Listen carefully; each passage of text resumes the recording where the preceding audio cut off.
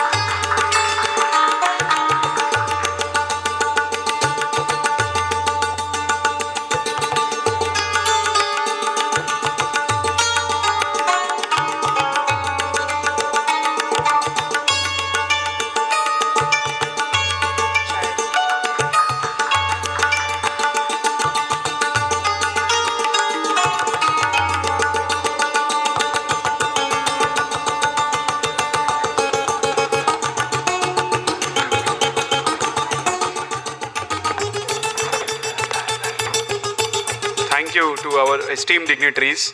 May this light guide the spirit of Jai Jagat through every conversation that unfolds here.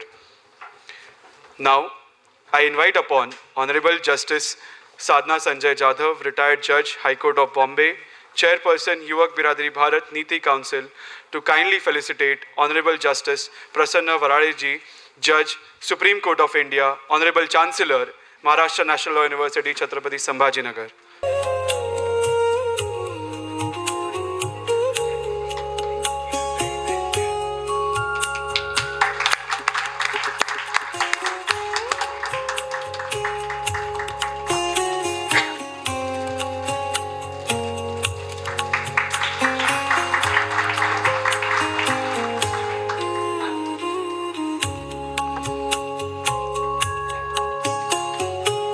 Thank you very much, Your Lordship, Your Ladyship. Honorable Registrar of Maharashtra National Law University, Chhatrapati Sambhajinagar, Professor Dr. Dhanaji Jadhav, to kindly felicitate Honorable Justice Sadhna Sanjay Jadhav.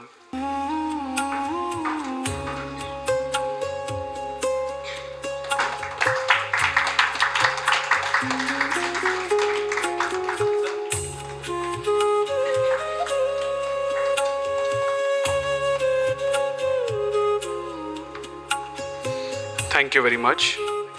Now I call upon Professor Dr. Swar Kranti, Vice President, Yuwak Biradari Bharat, to kindly felicitate Honorable Justice K.C. Sant, Judge, High Court of Bombay.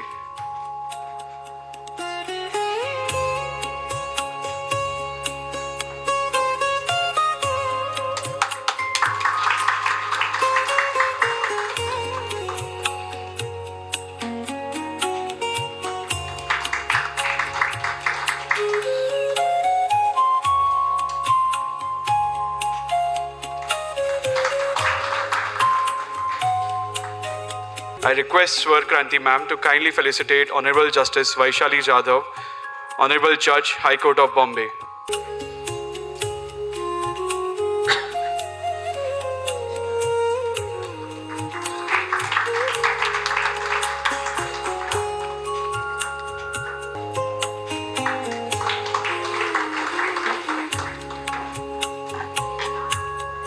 Thank you very much. Now I invite upon Professor Dr. Dhanaji Jadhav, sir, Registrar of MNLU Mumbai Sambhaji Nagar, to kindly felicitate Professor Swar Kranti, Vice President, Yuvak Biradari Bharat.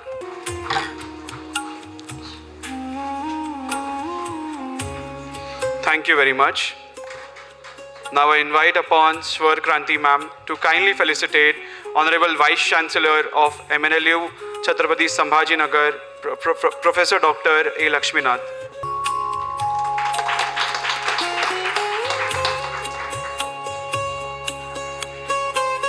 Now I invite upon Honorable Justice Sadhna Sanjay Jadhav ma'am to kindly felicitate Dr. Charushila Deshmukh ma'am.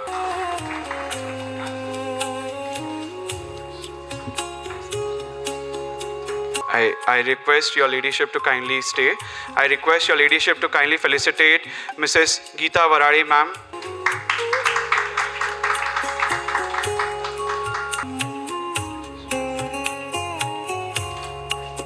Thank you very much, your ladyship. Kindly grace the dais.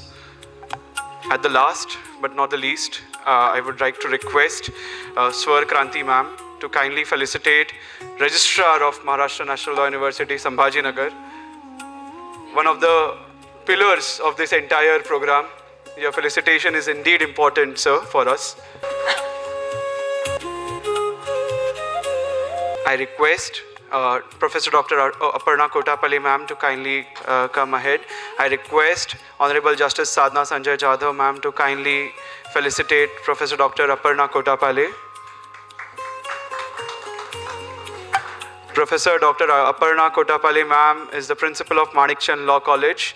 One historic thing to be highlighted is that she is the first women principal of Manikchand Law College in last 80 years. We're highly grateful for all the dignitaries for joining us today. Next comes music, which has the unique ability to unite hearts behind boundaries. And I say that from a personal experience coming from Punjab, who barely understands Marathi, but the artists here with their beautiful harmonies have touched my heart, and I would like to begin this celebration on a harmonious note. We now present Vrindagan, a musical performance symbolizing unity and collective spirit. We would like to give you all a glimpse of Yuvak Biradari's Ek Sur Ek Taal. May I now invite all the artists to present before us their harmony. 1, 2, 3, 1, 2, go.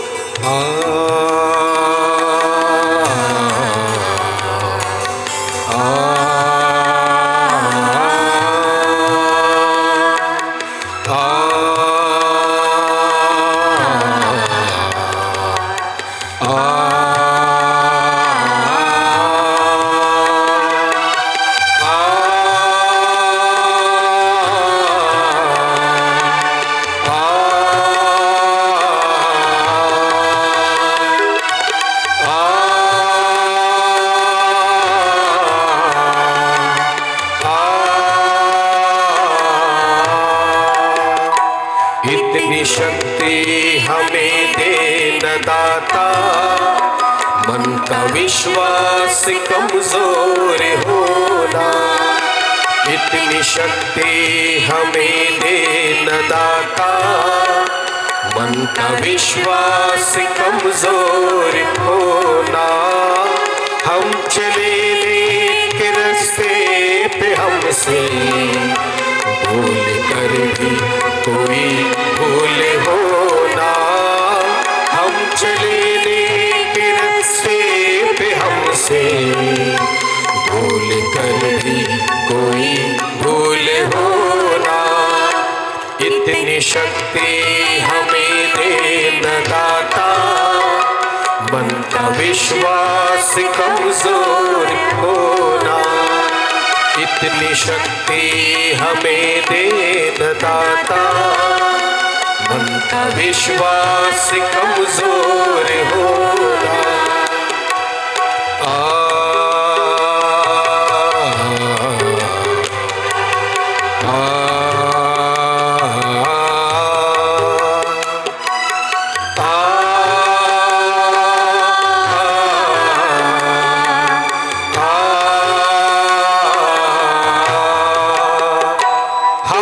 सोचे हमें क्या मिला है, हम ये सोचे किया क्या है अर्पण।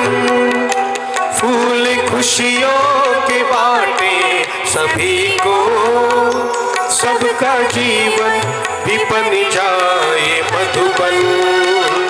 अपनी करुणा का जल तू बहा के, कर दे पावन हर एक मन का कोना। अपनी करुणा का जल तू बहा के, कर दे पावन हर एक मन का कोना। हम चले के रास्ते पे हमसे भूल कर भी कोई भूल होना। इतनी शक्ति हमें दे न दाता, मन का विश्वास कमजोर होना। इतनी शक्ति हमें दे न दाता, मन का विश्वास कमजोर होना।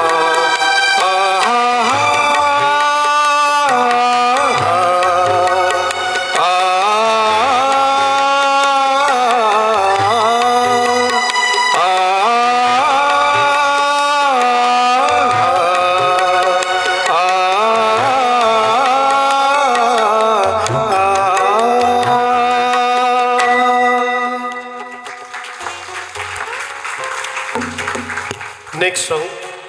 हा नाश थांबवा भूमातेचे तन मन जळते आहे, ही वसुंधरा जनसंख्येच्या भाराने रडते आहे.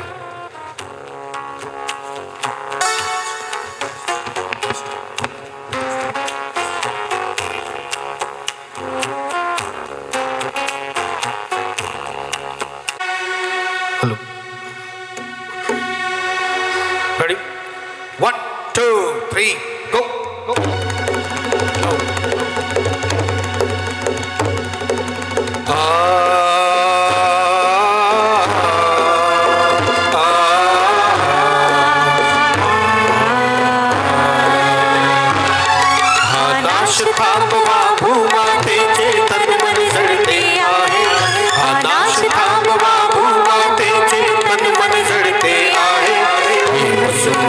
जनसंख्येच्या भाराने रडते आहे, ही वसुंधरा जनसंख्येच्या भाराने रडते आहे.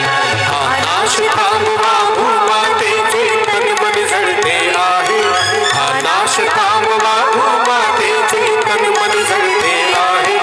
ही वसुंधरा जनसंख्येच्या भाराने रडते आहे, ही वसुंधरा जनसंख्येच्या भाराने रडते आहे. हा नाश थांबवा, हा नाश थांबवा, हा नाश थांबवा.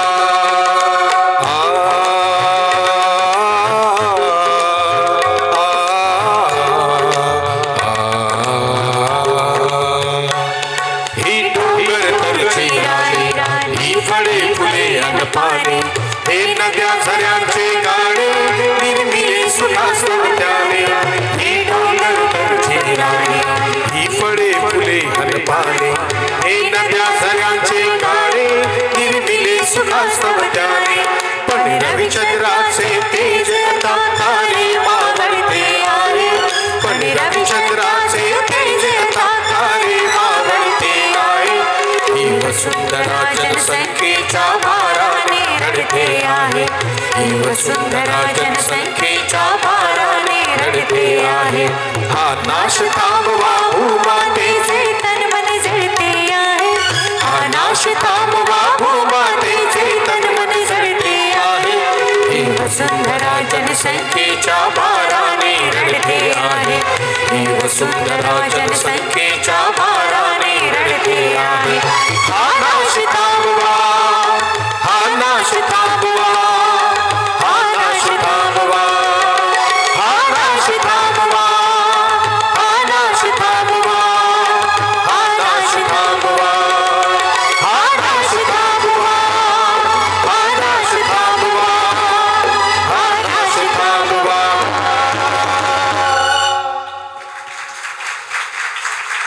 અમે ગીત ગગનમાં ગાશું, અમે ગીત મગનમાં ગાશું. કલ કલ कुंजन सुनी पूछशो तमे अरे छे आशु. आइए गुजराती गाने की ओर चलते हैं.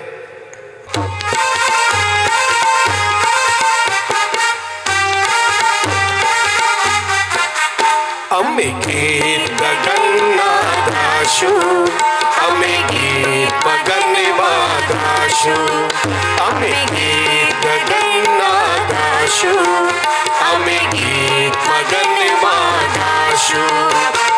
કલ કલ કુંજણ સુની પૂછશો તમે અરે છે આશુ. કલ કલ કુંજણ સુની પૂછશો તમે અરે છે આશુ. અમે ગીત ગગનમાં ગાશું, અમે ગીત મગનમાં ગાશું. હાલો અમે ગીત ગગનમાં ગાશું, અમે ગીત મગનમાં ગાશું.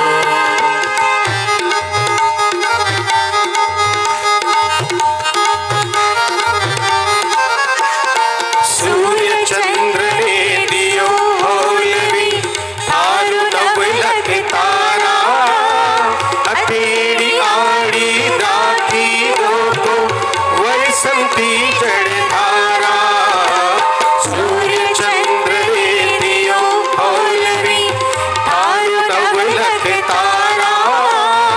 હથેળી આડી રાખી દો વસંતી જળધારા. હે અમે સૂર સરિતમાં નાશું, અમે ગીત ગગનમાં નાશું, અમે ગીત મગનમાં નાશું. હાલો અમે ગીત ગગનમાં નાશું, અમે ગીત મગનમાં નાશું. કલ કલ કુંજન સુની પૂછશો તમે અરે છે આશુ. કલ કલ કુંજન સુની પૂછશો તમે અરે છે આશુ. અમે ગીત ગગનમાં ગાશું, અમે ગીત મગનમાં ગાશું, અમે ગીત ગગનમાં ગાશું, અમે ગીત મગનમાં ગાશું, અમે ગીત ગગનમાં ગાશું.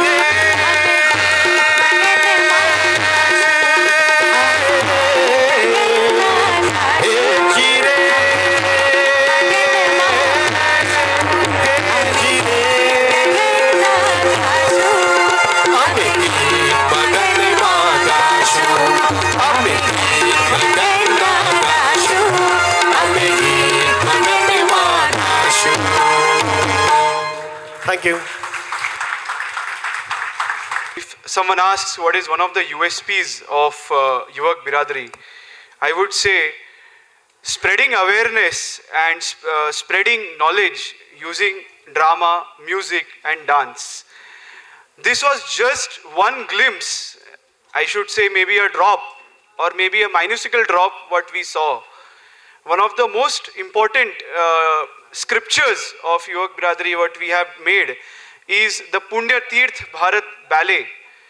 The Punya Tirth Bharat Ballet is a complete history of this country, right from Harappa, Mohenjo-daro to the contemporary after independence India, which is been dedicated in using music, dance and drama, live music, live drama and live dance.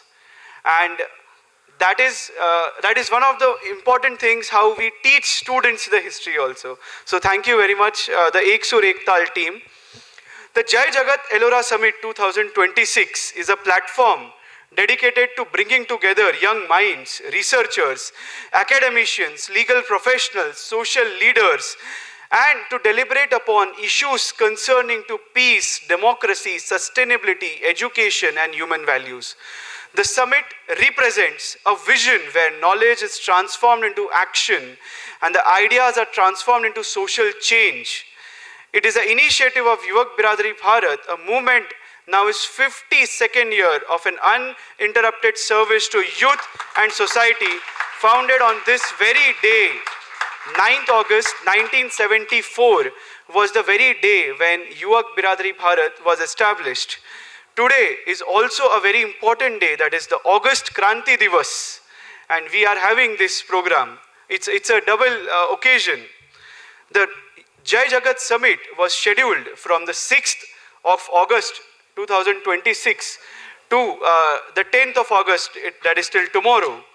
Every date picked up by us was having a significance, an idea, an intention behind it. 6th of August was the day when a very unfortunate incident happened in this humanity, where the bombing of Hiroshima, Nagasaki took place, and the humanity cried that time.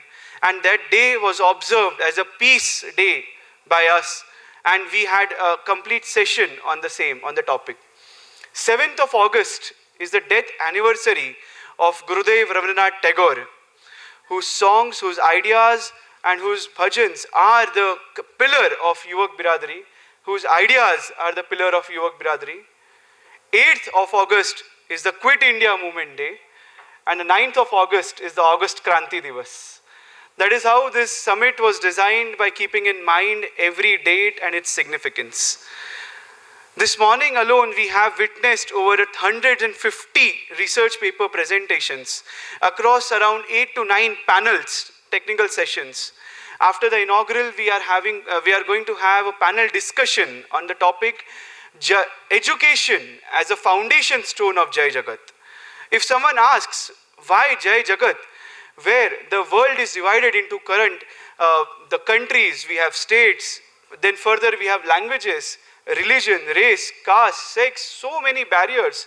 But at the end, if someone goes maybe to Mars, the only identity of that person in Mars becomes that that person is from Earth, and that person is a human being, and that is the only identity which that person carries on the Mars.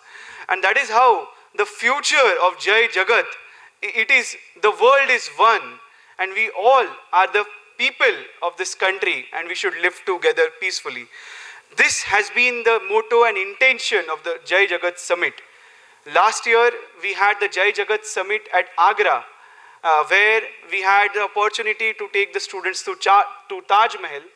This year, we came to Ellora, Chhatrapati Sambhajinagar. I would say Ellora Caves, which we are all going to visit, the students are going to visit tomorrow. It is one of the 8th wonders of this world, and which we all should definitely study.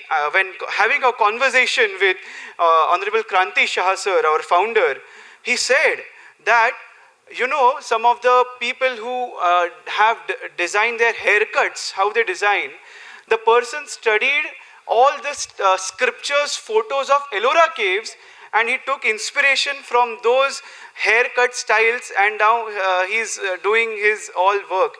You imagine, and unfortunately we don't know all these things. So the efforts of Yuvak Biradari is to ensure that unexplored things are very much put to you all. Thank you very much. Now I hand over to my colleague. Thank you, Vedant. Now I have the privilege to invite Professor Dr. Lakshminath, Honorable Vice Chancellor, MNLU-Chhatrapati Sambhajinagar, to deliver the welcome address. May I request you, sir, to kindly address the gathering. Thank you for privileging me to welcome on behalf of the Maharashtra National Law University, Sambhajinagar, which is a host partner and also a titled partner. I see the same feelings now as our learned friend has given about, and I really appreciate that you have chosen to see Ellora Jai Jagat Summit.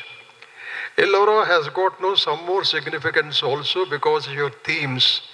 Your themes contain Atma Nirbharata, Vasundhara Rakshaka, and all these things. And these are all depicted in one monolith of those some 1,000 years ago. That is, Lord Shiva himself is the combination of the all elements. He wears the Ganga Jal, Prithvi, Jala, Vayuru, Agni, Akashaha. All these five elements are combined, and at the same time, he is the embodiment or avatar of the entire universe. And he who combines actually all the three gunas, Raja, Sattva, Tamo gunas, and he is the Adi Yogi also. That means Atma Nirbharata. And Vasundhara, he also wears the wildlife. And again, he holds the water. And all these things, they depict that Jai Jagat means it is also the essence of Gita in the sense that Tat Tvam Asihi. You and me, and we both become us. If once you bring this concept into your minds, then Jai Jagat will become a reality and not merely a fiction. And this, of course, I can support with some of the statements by Albert Einstein. Albert Einstein says that knowledge is limited, but imagination is infinite. Imagination is infinite. Similarly, you need not have to go anywhere, and entire Prakriti, and every day we observe that mantra pushpam, Om Yavi Ayatanam Veda, Ayatanam Veda, Veda, Ayatanam Vedaha, Ayatanavan Bhavati. That means daily you pray water, and water is essence and source of life. With water, Indra, Vayu, Agni, anything you pray. Every day you pray this one because you are a person identified with the nature. Because the Atharva Veda itself says that, E Matru Puthvi, I am your son. I am prepared to do anything. So I am not going to take much time because you are all in a different mood. Because I don't want to impose my thoughts on you. But Lord Chancellor, sir, I heartily welcome you because you are the host and also the chief guest. I think welcoming you is welcoming myself. And I also welcome Justice Sant Sahab for his presence here today. And I also welcome Madam Justice Sadhana Jadhav Madam, who is the main sources of all these things. And I personally grateful to Justice Vaishali Madam for being here because he is a member of our own Biradari. And I also welcome Professor Swar Kranti for her dynamic role. And of course, I cannot but thank for his presence, our great, dynamic, smart, and handsome registrar. Of course, his wife might be envious because I call him so. Well, friends, with these things, I'll just say a few words, because if I don't say that, of course, I don't have, I may be having temporal constraints. But at the same time, we need not have to go anywhere. But Article 51A, Article 51A, it contains all your objectives. That is, where they say that, doesn't matter. So keep your environment, and then keep away from the destruction of property. Public property, you are destroying it. And always keep your scientific temper. And always you go for excellence in every field. And that is what their objectives are. So I really appreciate those people for coming out with some creativity. Now we see they are destroying to construct. Of course, might be in one sense, but we are destroying, there is no construction. We are destroying all the values. So the fundamental values, whether you call constitutional values or our ancient Indian values, because law, in a sense, is the Western concept mostly for us. Law is a force. Law is violence. Law is coercion. You please go back to your own lawyer learning days. Ask him, come on. But here is, as far as Orient is concerned, Oriental culture is altogether different. Law means, is respect. We respect it. We make it. And particularly see when the jurisprudence and legisprudence, when they fail, it is these institutions like Jai Jagat, it is they who have to give democratic spirit. They have to provide a democratic dialogue where the people who are otherwise politically unrepresented. There can be what is known as contentious politics. See, elected politics is something different where they go by voters, and most of the voters are absolutely disinterested. They are all indifferent. I mean, ignorance I can understand, but ignorance is something which you cannot excuse.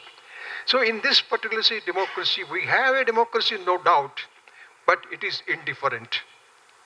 So I mean, you are the people, you have to bring Jagrati.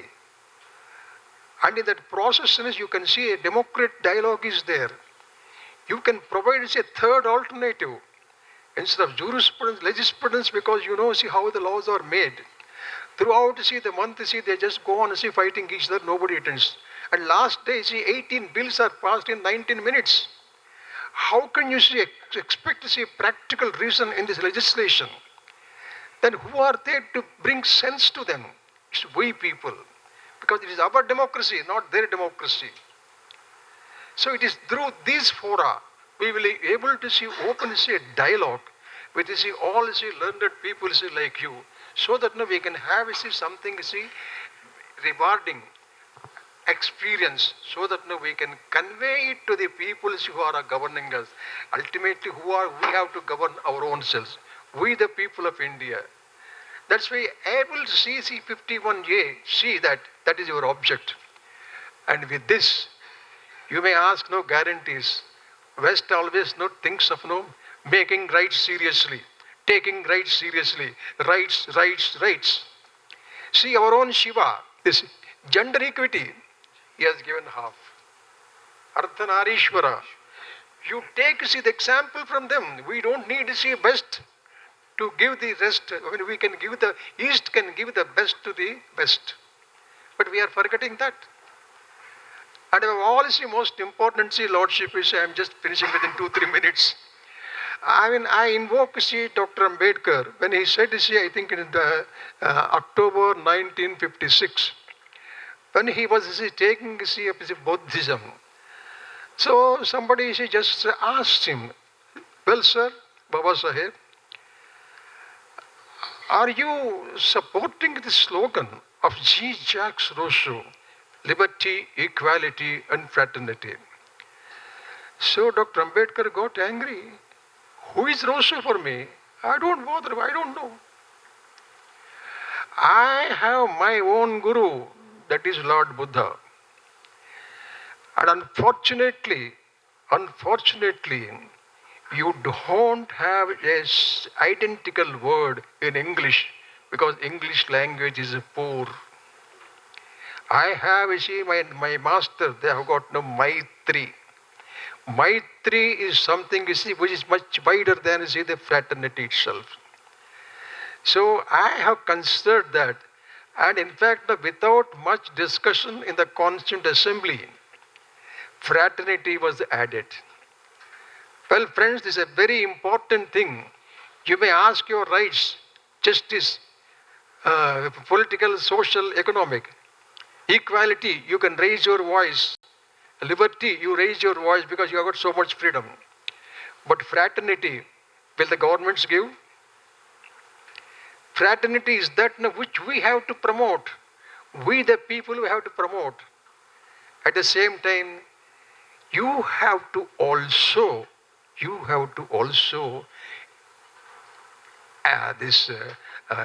support, rather you have to encourage the individual dignity. Fraternity and dignity, promote fraternity and assure dignity. These are the two most important aspects. Well, friends, if you keep the 4 duties, plus these 2 most important things, fraternity and also individual dignity, I think, in the Jai Jagat, there is nothing else we need. With these few words, I thank you very much now for our partners. Thank you, sir. Thank you, Lord Chancellor. Thank you so much, sir, for enlightening us with your words, especially encouraging creativity and imagination among the Gen Z in times of artificial intelligence. I'm sure there's a lot that everyone will take home from your speech today. We now move forward towards the vision and introduction of this summit. I invite Mrs. Swar Kranti, Managing Trustee of Yuvak Biradari, to set the context. Honorable Justice Prasanna Varade, Judge, Supreme Court of India. Honorable Justice K.C. Sant, Judge, High Court of Bombay. Honorable Justice Vaishali Zadhav, Judge, High Court of Bombay. Honorable Justice Sadhna Zadhav, Retired Judge, High Court of Bombay and Chairperson, Niti Council of Yuvak Biradari and a dear friend. Honorable Vice Chancellor of MNLU-Chhatrapati Sambhajinagar, Professor Dr. A. Lakshminath. Registrar, Professor Dr. Dhanaji Zadhav. All our well-wishers who are here in the audience, our students who have come from different pockets of Maharashtra and outside from other states as well, and various teachers, faculty members, and all the supporters, partners who are making this Jai Jagat Summit possible. Welcome to Yuvak Biradari's Jai Jagat Summit, and while I may not be able to name all our supporters and well-wishers, I certainly want to thank MNLU for this wonderful campus, giving us an opportunity to be here and hosting this program today. I'm going to talk very briefly on three things: who we are, what we do, and why we do what we do. Yuvak Biradari is a 52-year-old youth movement. I think safely we can say that we are probably the longest running non-political youth movement in India. We complete 52 years today. Thank you. So, as Vedant also mentioned, the reason we chose 9th August to be our foundation day is because Chodo Bharat was the Nara, the credo that was during our freedom struggle in 1942 on 9th August. And Yuvak Biradari decided to form itself with the clarion call of Jodo Bharat. And that's how we formed ourselves on 9th August. And you might be wondering, what then is the journey from Jodo Bharat to Jai Jagat? So what happened? Well, of course, we realized that our vision needs to go beyond because of the interconnectedness in the world. While I said we'll tell you who we are, what we do, so very quickly you did see a little bit of glimpse of some of the things we do. For example, Ek Sur Ek Taal. It's actually a program of value education using the medium of music. Today you saw songs or glimpses of that in Hindi, Marathi, Gujarati. We do that in Assamese, Bengali, Tamil, Kannada, Punjabi, and various other languages. Choosing the works of well-known writers, we compose music on it, and we have trained 30 lakh students in India directly through Ek Sur Ek Taal. In fact, today you heard Itni Shakti Hame Dena Data. Many of you are familiar with it. We are actually very proud to say that Itni Shakti Hame Dena Data is a production of Yuvak Biradari, conceptualized by our founder, Padma Shri Kranti Shah. And the music was then composed, he got it written in lyrical form. And way back in 1985, Itni Shakti was actually taught to 2,000 youth who we had gathered on the banks of the Brahmaputra in Assam in 1985 in the presence of the then Chief Minister Hiteshwar Saikia. And it was after that a Hindi movie decided to incorporate it in their movie, and that's how people are actually aware. But the origin is Yuvak Biradari, and we are very happy that 3 crore students across India sing it as a prayer song in their assembly, Itni Shakti Hame Dena Data, every year since then. Besides this, we run a number of youth leadership workshops. That's our flagship program. If one had to ask what is the impact assessment of Yuvak Biradari, then the programs that we are running, they're all voluntary programs. No one of us is an employee. We are all volunteers of Yuvak Biradari, and it is generation after generation that is taking the program forward, that's taking the movement forward. Our alumni of our youth leadership workshops are the ones who take this movement forward, and many of them are sitting here as well. Some of the other things we do, Vedant did mention about our cultural program, our productions on Indian history and other things. We run a number of environmental programs, various social programs. The idea is to nurture youth to become responsible citizens for the world, and that's our vision which we have been living by. So coming from Jodo Bharat, I come back to that Jodo Bharat to Jai Jagat. We all know Jai Jagat is not a credo that's new to us. It was Gandhiji's biggest disciple, Acharya Vinoba Bhave, who actually used this Nara, this term, for the very first time. That was Jai Jagat. The reason we incorporate it and we believe that it's a message that needs to go to the youth is because finally we are all products of the world. And what do I mean by products of the world? If we are able to enjoy electricity, for example, if we are able to enjoy mobile telephony, or way back the wheelbarrow, these are all innovations, not of people of certain nationalities and religions and color and caste and nothing like that. These are all people of the world who have given this to us, and we are all building what we are building on the basis of what somebody else has given to us. And hence I say we are all products of the world, and also we are blessed with the gifts of nature that we are using to further our cause. So mankind is being advanced because of what each one has done, and hence the only logical mission that we can have would be of Jai Jagat. Youngsters might think, what can we do? Some of you are presenting research papers today. We are giving cash prizes to some of the best research papers, and we are happy to see a wide variety, you talking about environmental sustainability to human values, etc. And all of us can play our part, and if we ever have to wonder whether what we are doing is aligned to Jai Jagat, then we can ask ourselves if we are passing the test of one thing. Are we living by universal human values, which means what we are doing, is it aligned or is it harmonious with ourselves, with our family, with society, with nature? If the answer is yes, then we are living by Jai Jagat. Thank you so much. Thank you so much, ma'am, for enlightening us and bringing us closer to the world that we now call home. We now proceed towards the book launch. A moment of immense pride as knowledge creation and academic contribution are celebrated here in this room today.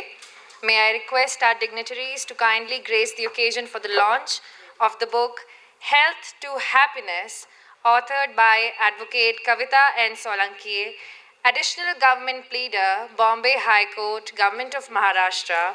The foreword is by Honorable Lordship Shri Justice Prasanna B. Varale, Honorable Chief Minister Shri Devendra Fadnavis. This book is a holistic wellness guide to living strong, happy, medicine-free in every moment. A huge round of applause once again, please.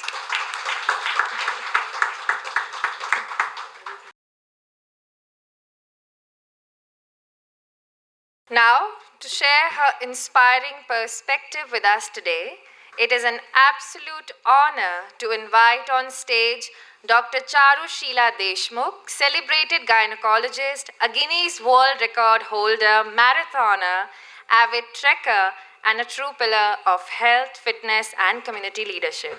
With immense pleasure, I hand over the mic to ma'am for her special address.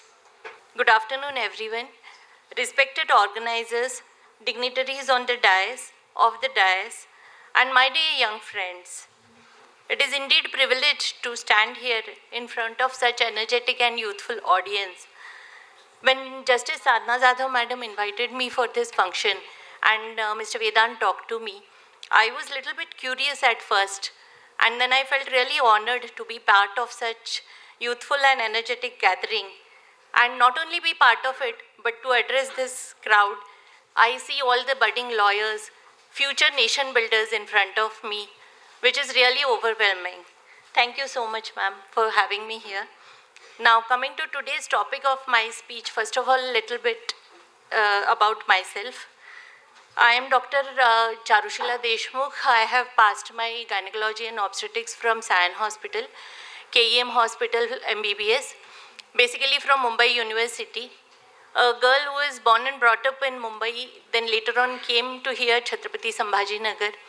I have been in private practice since last 25 years, 26 years right now. Yuvak Biradari and myself have one thing in common. I realized it in last week. August born and 1974. So both of us are celebrating 52nd years of youth this year. So indeed privileged to be part of this function, and I hope the association continues with Yuvak Biradari because the vision is same. That's what I gathered. When we passed from such institutes and one has to settle in life, one thinks of, ghar chahiye, hospital chahiye, एक car चाहिए सामने. What else a man can think of, a girl can think of? And we had it all. We had to work hard for it. Indeed, everybody has to work hard for it. But I feel the small incidences which we face in day-to-day life, they change us. They make the person who you are and what you choose to do with your life. Like, I have the presentation made, but I don't think everybody can see it. Just a little bit. Okay. So, from purpose to possibility. When we started practice, एक Sion Hospital का incidence है. In 1996, I think, एक बार power failure हुआ था, Koyna dam के यहाँ कुछ तो problem था. तो the 2/3 of Maharashtra was in darkness. And we had emergency night that day. One patient had cord prolapse. Now, cord prolapse is the condition where the umbilical cord comes out, and if we don't deliver the baby immediately by LSCS, the baby dies. And we had only one small emergency light in OT, and we started operating with that. We mobilized lights from everywhere.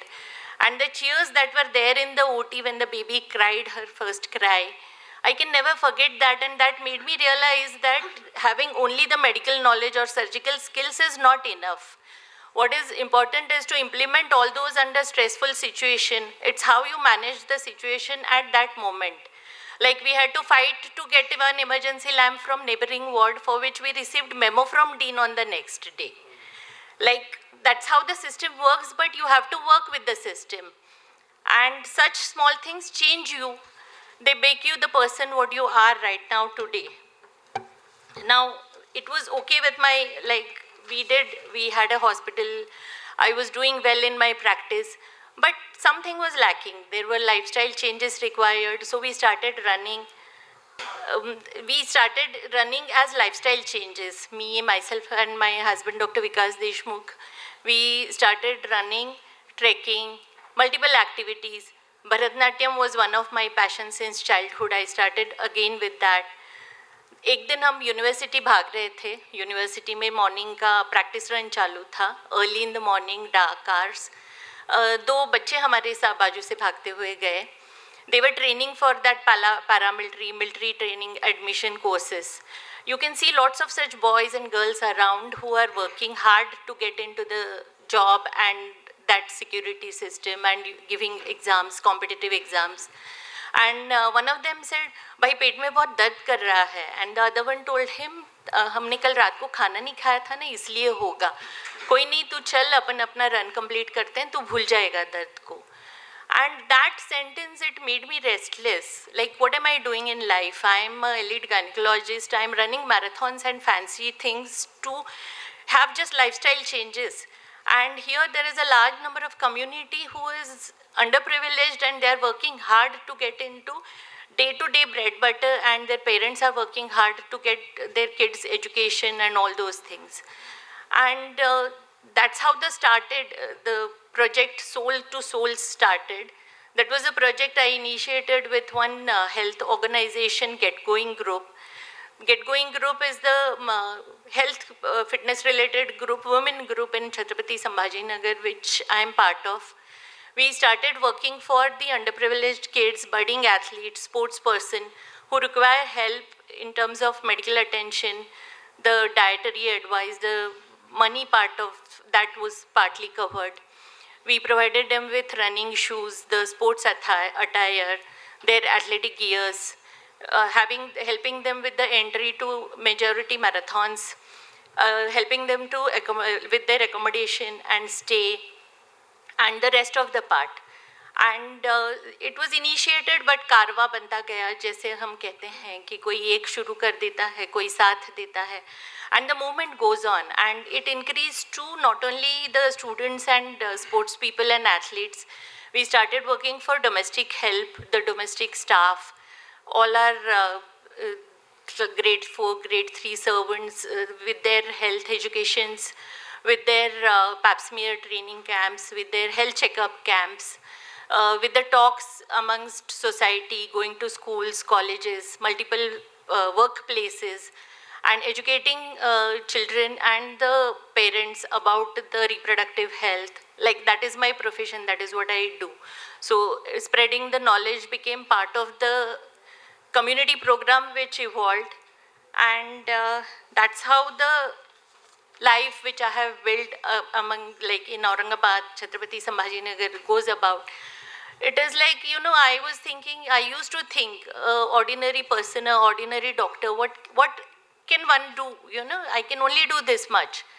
But then the way the things went on, and I have been doing all these things, I realized each person, each individual sitting here can make a difference in their life.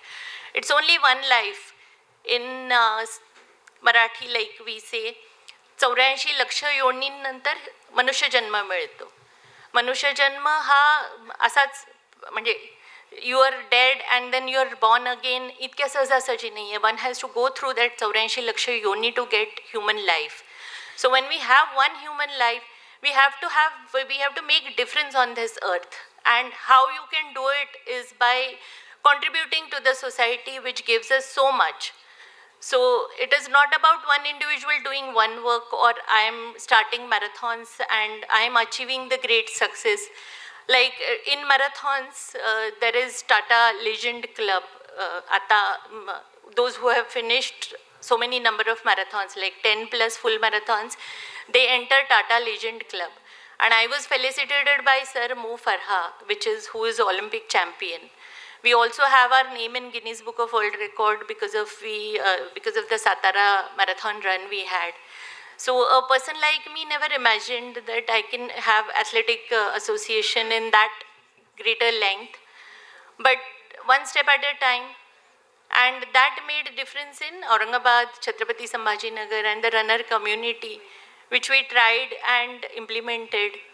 So I feel Jai Jagat, when we say the whole, like just now the Svarkanti madam said, what if your vision is aligned with the things which you are doing, one has to ask what I am doing is environmental friendly, sustainable, and all those things. And the movement should begin from you. Dream big, and dreams, Dr. APJ Abdul Kalam has said, the dream is something which you don't see when you're sleeping. It should be something which should keep you awake. And every individual should align with that theme and continue doing the good work which they have to do in future. So thank you so much for patience listening. Thank you so much for having me here. Thank you. Thank you so much for inspiring us today, ma'am. As rightly said, one must dream big. Ma'am is one living example that giving back would only add to our growth. We were highly inspired by your speech. Now I have the privilege of inviting Honorable Justice Sadhna Sanjay Jadhav ma'am, retired former Judge, High Court of Bombay, and Chairperson, Niti Council, Member, Yuvak Biradari, Bharat. Before I invite ma'am over, I might want to tell you that she was the inspiring reason that I'm here today, or else she said she might issue contempt against me. So thank you for inviting me here, and now I extend that invite for you to come over and address this gathering.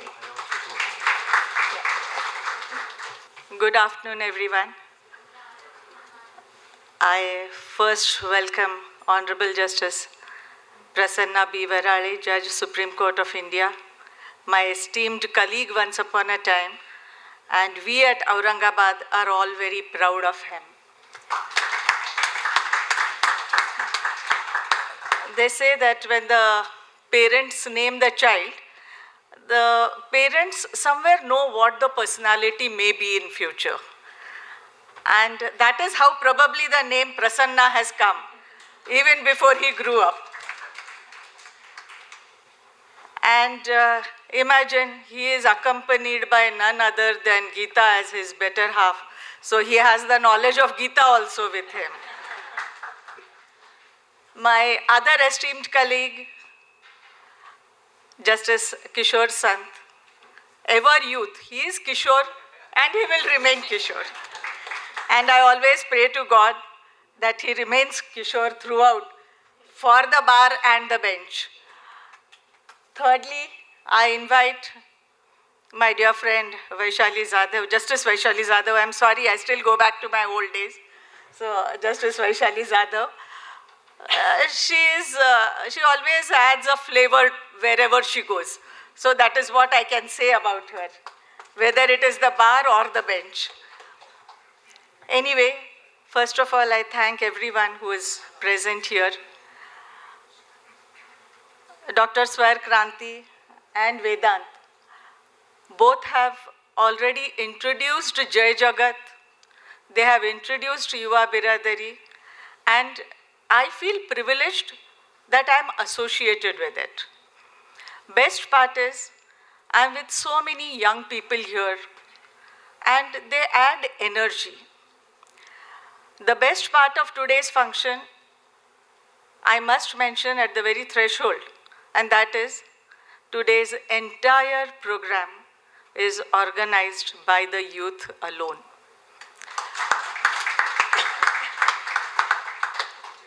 It is the leadership quality, and they were facing a lot of problems. But when they asked me, I said, in life, you all have to be organizers, you all have to be leaders, you all are going to be leaders in future. And this is the first step. And of course, they were guided by Dr. Swarkranti, but the students have done a great job today, and the entire organization is run by them. Today's burning topic all over India is the students' protest. And since the students are here, I would like to address, because we would fail in our duties if we don't address it in the Yuvak Biradari program. So I met an octogenarian who was a freedom fighter, and I was telling him what is all going on, Jantar Mantar, these protests, people are causing chaos. And this octogenarian, I don't wish to name him, but someone who used to normally address me as Madam Zadav or something, he suddenly calls me, he says, Justice Zadav, it's high time you get out of the castle. So I was shocked, and he said, your generation or my generation will be committing a Himalayan blunder if we think that these protesters are anarchists. And then I was driven back to my biradari. This is the community, and let me tell you all, when people were protesting, they were talking to me about it, especially Vedant. So I told him, see, only protest and holding someone accountable for what they did, actually that is their moral and social responsibility. Leave it to them. But you all are going to be leaders. Someday lawyers are going to be legislators. So you think what is wrong at the roots. And believe me, when the others were protesting, it was this boy and others. Along with him, there saw several colleagues of his. Miss Tejaswini is there, Miss Khushi is there, many of them. They were actually doing research as to what needs to be done to better the system.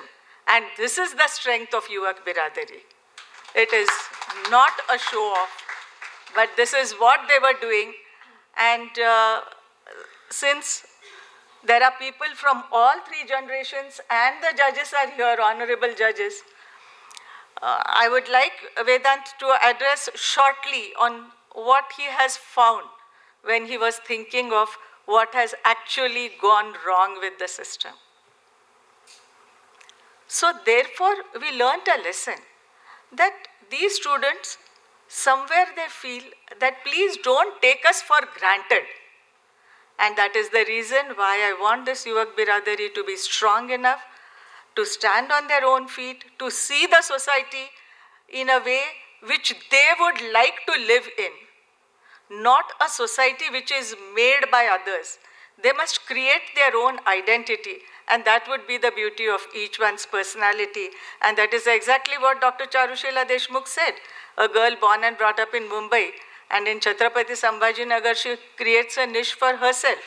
Why just she? We can, I have just learned, see what all we can do.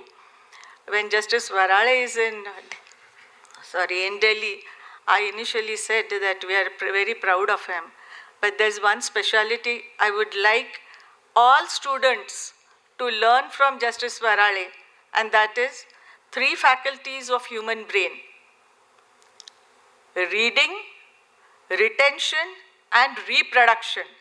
And up till now, he is the only person I have seen who is the best par excellence at all 3 faculties. He can simply reproduce whatever he has read. When you walk into his house, you will be surprised. You may think you are entering into a library. That is the beauty of the house of Justice Varale. Same thing about Justice Kishore Sant.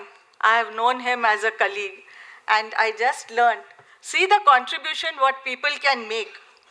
His wife, my dear friend, Mrs. Nilima Sant, she has scored merits. Just show that. She did her certificate course in Sant Vangmay, and of that, and she stood first. Yeah.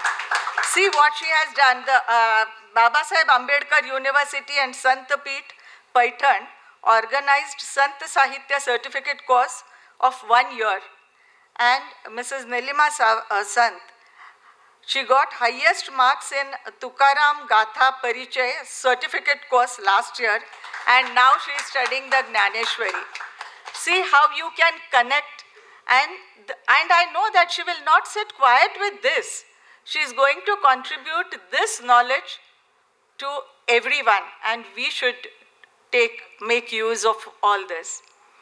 Today we are all eager to hear Justice Varale, and that is why I just thank everyone to be here and giving energy, encouragement to the students. Today, for the real workers, we have certain prizes. The Yuvak Biradari has chosen a few students who are doing extremely well in law. But they are from the underprivileged society. And today's days, you need to learn through laptops and iPads. And we have chosen 3 students who are doing extremely well despite all difficulties, and they will be awarded with the laptops at the hands of Justice Varale. I thank you all once again. Thank you. Contempt was supposed to be proceeded against my colleague. It will be for me. Sure, definitely. As per your instructions and order. Now I call upon, as you mentioned, ma'am, about those 3 students, we would like to hand over the concerned students the present. These students, as ma'am mentioned, came from the underprivileged background. I would not say underprivileged, they came from a background where they were not humble background. And despite having a lack of opportunities and lack of equipments, for this such a national level competition, students drafted their research paper on their mobile phones, maybe a 5,000, 6,000 mobile phone, and they were constantly in touch with me that please, I want to participate, I want to definitely present my thought, and that is what this inspiration is. I call upon Mr. Chetan Rathod from Ralegaon, Yavatmal, who is one of the active members of Yuvak Biradari and has actively contributed for. I call upon Miss Madhu Singh, student Shailendra College, who was also the second runner-up for our Yuva Bhushan competition.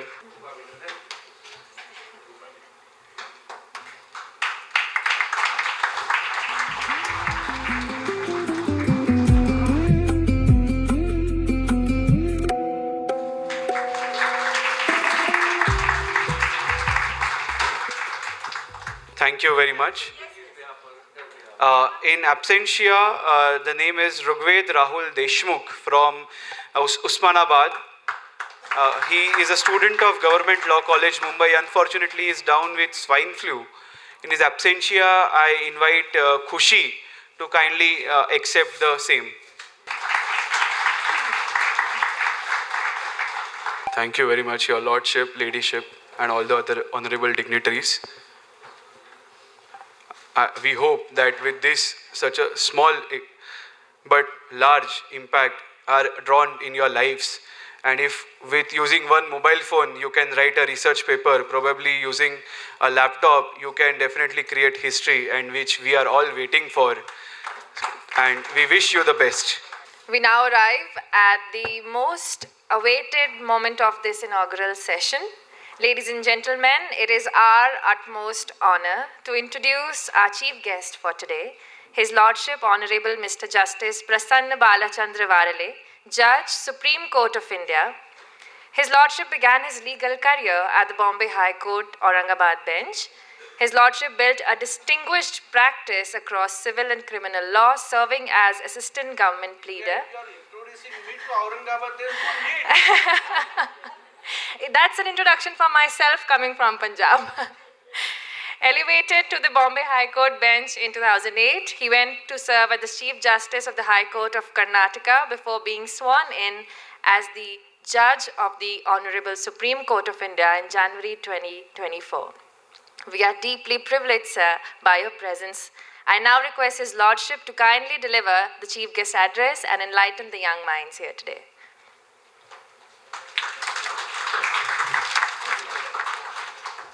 मराठीत बोलेत madam, कारण तुम्ही मला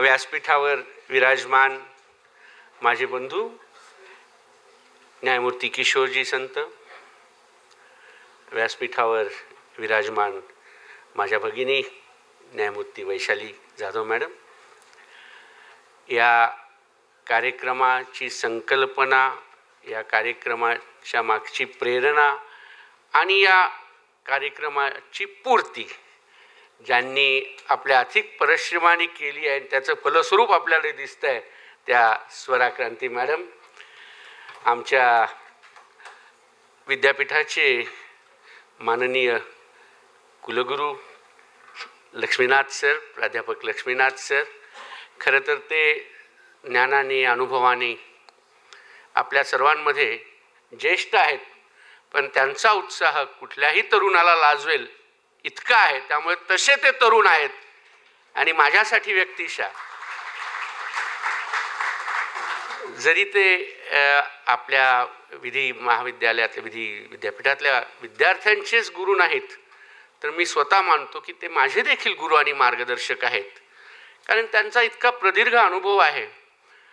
त्या अनुभवाचा आणि त्यांच्या शिक्षण क्षेत्रातल्या या एका मोठ्या अशा प्रदीर्घ कारकिर्दीचा आम्हाला नेहमी फायदा होत असतो आणि गुरूंच्याबद्दल अधिक काय सांगायचं, म्हणजे कबीरानीच म्हटलेलं आहे, सब धरती कागज करू, लेखनी करू सब वन राय, सात समंदर की मसी करू, गुरुगण लिखा न जाय, कबीरा गुरुगण लिखा न जाय. असं हे व्यक्तिमत्व. आणि आज मी या कार्यक्रमासाठी जो उपस्थित आहे तो केवळ आणि केवळ ज्यांच्या प्रेमळ आग्रहामुळे आणि ज्यांना मी नकार देऊ शकत नाही अशा माझ्या ज्येष्ठ भगिनी साधनाताई जाधव. खरं तर जर इंग्रजीतला तो शब्द साधारणतः वापरला जातो, पण मला असं वाटतं की आपल्या संस्कृतीतला शब्द त्याला अधिक योग्य ठरेल. इंग्रजीत आम्ही असं म्हणतो की चेंबर कलीग, पण आपण ज्या संकल्पनेचा वापर करतो ती अधिक व्यापक आहे आणि ती मला आवडते. म्हणून मी असं म्हणेल की जर ज्येष्ठ विधिज्ञ हे गुरु आहेत, गुरु असतील, तर त्यांचं कार्यालय, ज्याला इंग्रजीत चेंबर म्हणतो, ते आमच्यासाठी एक गुरुकुल आहे. आणि म्हणून एका गुरुकुलातले आम्ही सहध्यायी अशा मॅडम साधनाताई, ज्यांनी मला खरं तर या आधीच्या कार्यक्रमालाही सांगितलं होतं, जय जगत युवक बिरादरीचा आग्र्याचा कार्यक्रम होता आणि मी मान्यही केलं होतं की मी नक्की येईन, पण नेमकं दुर्दैवाने त्याचवेळी आमच्या सर्वोच्च न्यायालयात काही कार्यक्रम होता आणि तो 2 दिवसाचा होता. त्यामुळे मी साधनाताईंना सांगितलं की ताई मला यावेळी आपण माफ करा, मी तुमची दिलगिरी व्यक्त करतो आणि पुढच्या कार्यक्रमाला मात्र मी नक्की येईन. त्यांनी मला या अटीवर मान्यता दिली आणि आजच्या कार्यक्रमालाही थोडंसं सुरुवातीला काही कारणामुळे मी म्हटलं ताई कदाचित जमणार नाही, कारण सलग मला बाहेर गावी जावं लागतंय. मागच्याच रविवारी मी संभाजीनगरमध्ये होतो, पुढच्या शनिवारी कदाचित मला धुळ्याला जावं लागेल. तर पण त्या म्हणाले नाही, तुम्ही त्यावेळी मला सांगितलंय की पुढच्या कार्यक्रमाला मी येईन आणि तुम्ही जर आला नाहीत तर तुम्ही यावं याचा मी बंदोबस्त करेन. मी गीताला सांगेल तू त्यांना घेऊन ये. आणि अशा पद्धतीने त्यांनी ती परस्पर सोय करून टाकली. त्यांनी असा आमचा आजकाल जसं खासदार बिसदार फोडतात तसा आमचा एक गडी फोडला आणि मी म्हटलं ठीक आहे ताई, मी नक्की येईन. त्यांचेही मनापासून आभार मानतो. आणि सगळ्यात महत्त्वाचं या माझ्या 2 तरुण मित्रांचं, वेदांत आणि दिव्या, यांनी फार उत्तम असं सूत्रसंचालन कार्यक्रमाचं केलेलं आहे, त्याबद्दल त्यांचेही आभार. दिव्या बेटा, तुला मी सांगतो, तू म्हणालीस की मी पंजाबमधून आली आहे, पण पंजाबात आमचे नामदेव महाराज पोहोचले आणि पंजाबनी त्यांना प्रेमाने स्वीकारलं. नामदेव महाराजांचे अभंग पंजाबात नानक महाराजांच्या अभंगा इतक्याच आदराने म्हटले जातात आणि तुम्ही आमचं इतकं प्रेमाने स्वागत केलं की गेलं, मला वाटतं याच्या आधीचं म्हणजे आत्ताचं हे 99 असेल तर कदाचित 90वे किंवा 91वे साहित्य संमेलन पंजाबात घेतलं गेलं होतं. इतकी तुम्ही मंडळी अगत्यशील आहात. त्यामुळे तुला आम्ही आमचीच एक आमच्या कुटुंबातलीच सदस्य मानतो. तुझं मनापासून अभिनंदन आणि आभार तुझ्या आणि वेदांतचे की तुम्ही फार छान असं सूत्रसंचालन करत आहात. या कार्यक्रमासाठी आवर्जून उपस्थित असलेले मान्यवर अतिथी, संत मॅडम आहेत, वहिनी निलिमा वहिनी आहेत, चारुशिला देशमुख मॅडम आहेत, कविता आहे. कवितांनी फार छान एक उत्तम अशा पद्धतीचं हे पुस्तक आपल्या सर्वांसमोर आणलं आहे.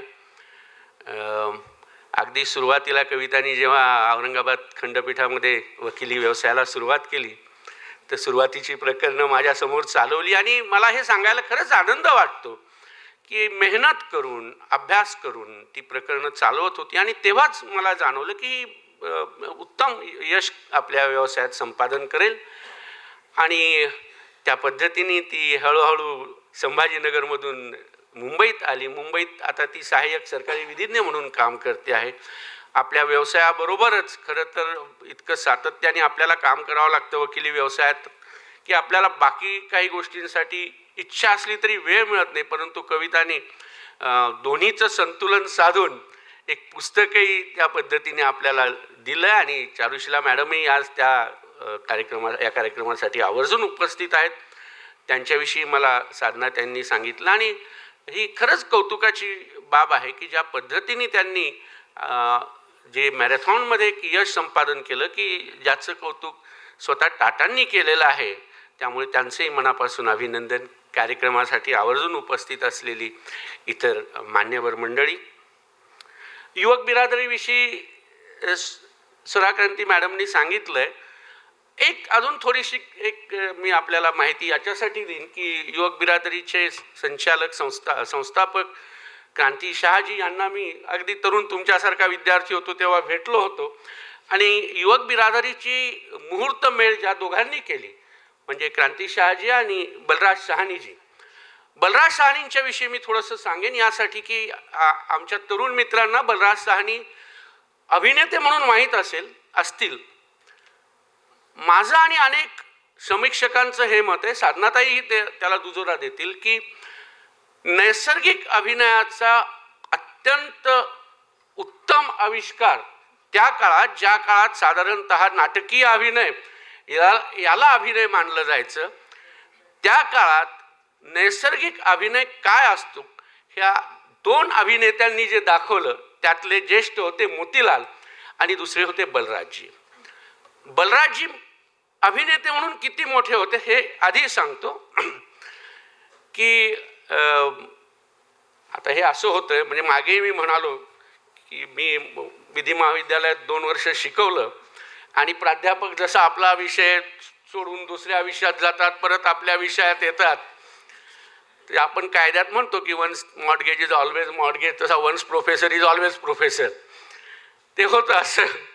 तर बलराजजी त्या काळात त्यांचं नाव होतं बिमल रॉय. आपण त्यांचं नाव ऐकलं असेल की फार मोठे दिग्दर्शक, किंबहुना त्यांची दिग्दर्शनाची शैली इतकी प्रसिद्ध झाली की त्या शैलीला बिमलदा स्कूल ऑफ डायरेक्शन असं काही वेळा म्हटलं जायचं. बिमलदांना 2 बिघा जमीन हा चित्रपट करायचा होता. त्याची कथा ही फार, जर आपण तो पाहिला नसेल तर जरूर पहा.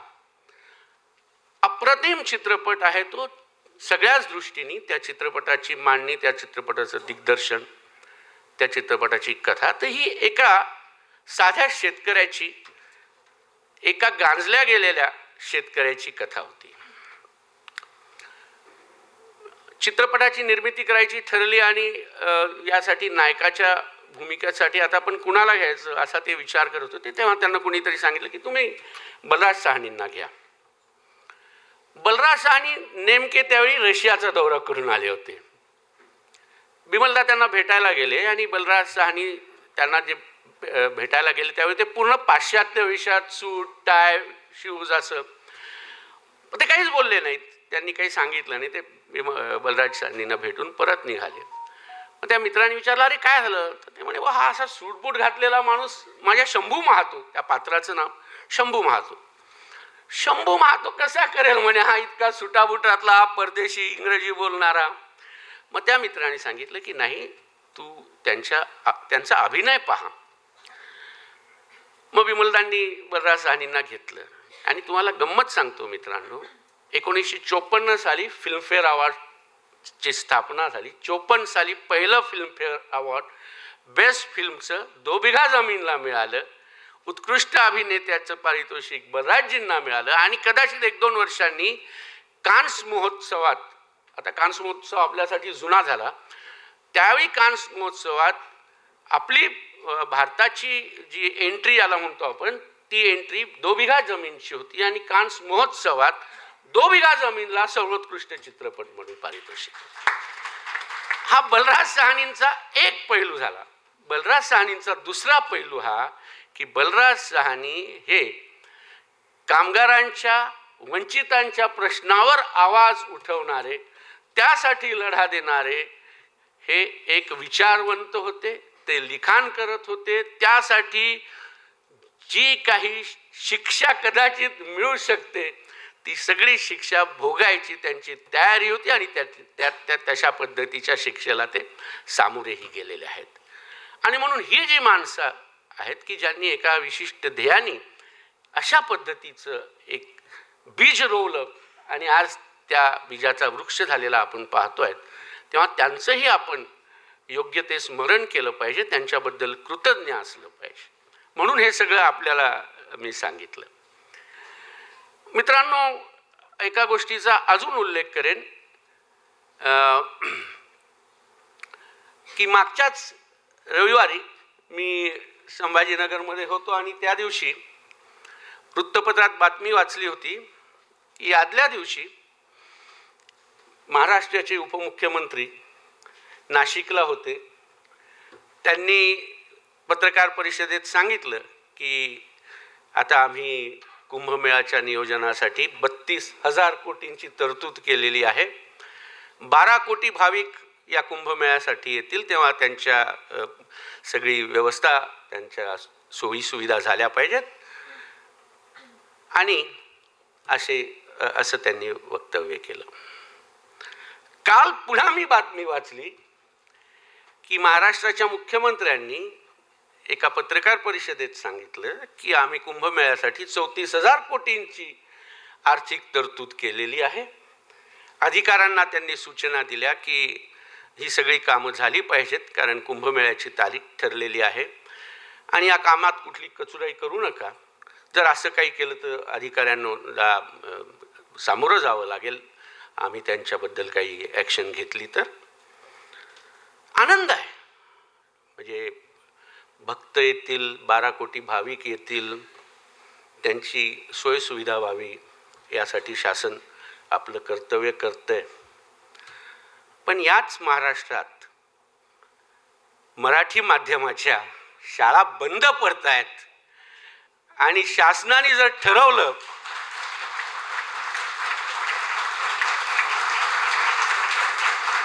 तर 32 किंवा 34,000 कोटीच्या 0.01% म्हणजे 32 कोटी रुपये जरी दिले तरी यातल्या बंद पडलेल्या काही शाळा चालू होतील, काही शाळात मुलांना शिक्षण मिळेल. जसा कुंभमेळा आहे भाविकांचा तो 12 वर्षानंतर येतो, अर्धकुंभ 6 वर्षानंतर येतो. पण शाळातनं चाललेला ज्ञानाचा हा जो कुंभ आहे तो अव्याहतपणे चालणारा आहे. या कुंभात शिक्षक, विद्यार्थी हे सगळे वारकरी आहेत, हे भाविक आहेत. यांना जर आपण सोयी सुविधा दिल्या नाहीत तर ह्या कुंभात आपण कमी पडूत. आणि जर एका बाजूला आम्ही आपल्या मराठी भाषेचं कौतुक करतो, मी तर अभिमानाने म्हणतो की माझ्या मराठीवर माझं प्रेम आहे. अगदी ज्ञानदेवांची आपण ओवी म्हणतो की माझा मराठीचा बोलू कौतुके परी अमृताते पैसे जिंके. मराठी भाषेला अभिजात भाषेचा दर्जा मिळाला तर आमचा अभिमानाने भरून येतो. एकीकडे हे असताना दुसरीकडे मराठी माध्यमाच्या शाळा जर बंद होत असतील तर मग ही आपली कथनी आणि करणीत फरक आहे असं नाही का होणार. तेव्हा ह्याबद्दल आपल्या शासनाने लक्ष द्यावा असं मी म्हणत होतो. खरं तर तिथेच थांबता आलं असतं तर बरं झालं असतं, पण दुर्दैवाने हे तिथे थांबलेलं नाही. याचं कारण असं, परवा दिल्लीत लोकमतमध्ये मी बातमी वाचली आणि ती बातमी जास्त चिंताजनक मला वाटली. मला खरंच ती बातमी वाचून मी बेचैन झालो. काही आकडे आपल्यासमोर मी ठेवेल. नीती आयोगाच्या अहवालानुसार 2017-18 ते 2022-23 या 5 वर्षात 92,000 शाळा कमी झाल्या आहेत. 92,000. 1 लाखाहून अधिक शाळा, 1 शिक्षकी आहेत आणि 7,993 शाळांमध्ये एकही विद्यार्थी नाही. महाराष्ट्रातल्या शाळांची संख्या 2018-19 मध्ये 1,09,942 होती. 19-20 मध्ये थोडी वाढ होऊन 1,10,316 झाली. तर 25-26 मध्ये 1,08,139 झाली. म्हणजे 1,803 शाळा बंद पडल्या. आणि त्याहून अजून गंभीर बाब ही आहे, प्राथमिक स्तरावर, माध्यमिक स्तरावर आणि उच्च माध्यमिक स्तरावर शाळातून मुलांची गळती होत आहे. 10वी नंतर शाळांमधून गळती होण्याचं प्रमाण हे जवळपास 60 ते 65% इतकं आहे. ग्रामीण भागात हे आहे. हे वास्तव मला बेचैन करतं यासाठी की ही मुलं शाळा सोडतात. याचं कारण त्यांना भेडसावणाऱ्या आर्थिक प्रश्न आहेत. त्यामुळे ही मंडळी शाळेत जाऊ शकत नाही. कदाचित त्यांच्या पालकांना हे वाटणं स्वाभाविक आहे की हा शाळा शिकून काय करेल, म्हणून दुसरा जो भाग आपल्या लक्षात घेतला पाहिजे की या मुलांना मग शाळा सोडून हे पालक केवळ ज्याला काय म्हणू आपण की दुर्दैव, मग ह्या मुलांना कुठेतरी काम करावं लागतं, कारण त्यांना आपल्या कुटुंबाला सपोर्ट करावा लागतो. जर एका बाजूला आमच्या मोठ्या शहरात पंचतारांकित प्राथमिक शाळा आहेत, जिथे पालक आग्रह धरतात की आमच्या मुलांना AC हॉल पाहिजेत, आमच्या मुलांना डिजिटल स्क्रीन पाहिजेत, आमच्या मुलांना उत्तम सुविधा पाहिजेत, आणि दुसऱ्या बाजूला या वास्तवाला जर आपण सामोरं गेलो तर या प्रश्नांकडे आपल्याला लक्ष द्यावं लागेल. उत्तम रस्ते, उत्तम दळणवळणाची साधनं, उत्तम उद्योग, मोठे उद्योग येणं हे आवश्यक आहे, हे झालं पाहिजे. पण दुर्दैवाने केवळ हे केलं म्हणजे विकसित भारत होईल अशी जर आपली कल्पना असेल तर ती चुकीची आहे. जोपर्यंत आपण आपल्या देशातल्या सामान्य माणसाला शिक्षण आणि आरोग्य या गोष्टींकडे जर सुविधा देऊ शकलो नाही तर आपण विकसित आहोत किंवा विकसनशील आहोत असं म्हणायचा कुठलाही अधिकार राहणार. दुर्दैवाने आरोग्याच्या बाबतीत ही फारशी परिस्थिती चांगली आहे असं नाही, पण आता त्याच्यावर जात नाही. शिक्षणाचाच हा जर आपण मुद्दा घेतला तर मला वाटतं आपल्याला सगळ्यांना याकडे गांभीर्याने लक्ष द्यावं लागेल. आणि शासनाची तर ती जबाबदारी आहे, शासनाने दिलंच पाहिजे लक्ष. शासन नाही देणार तर कोण देईल? आणि म्हणून शासनाचे जे प्रतिनिधी आहेत त्यांनी याचा गांभीर्याने विचार केला पाहिजे. महाराष्ट्रात मी हे आवर्जून सांगतो की माझं मराठी भाषेवर प्रेम आहे. मराठी शाळा बंद पडत असतील तर पुढची पिढी, अरे दुसरी गोष्ट, 10वीच्या परीक्षेत मराठी विषयात मराठी पहिला विषय घेणारे 52% मुलं नापास झाले. ही आपल्या भाषेविषयीची असलेली परिस्थिती.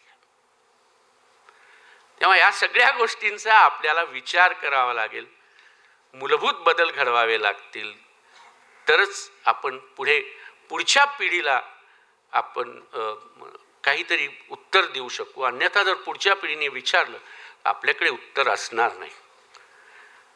हा मुद्दा आपल्याशी मला बोलायचा होता.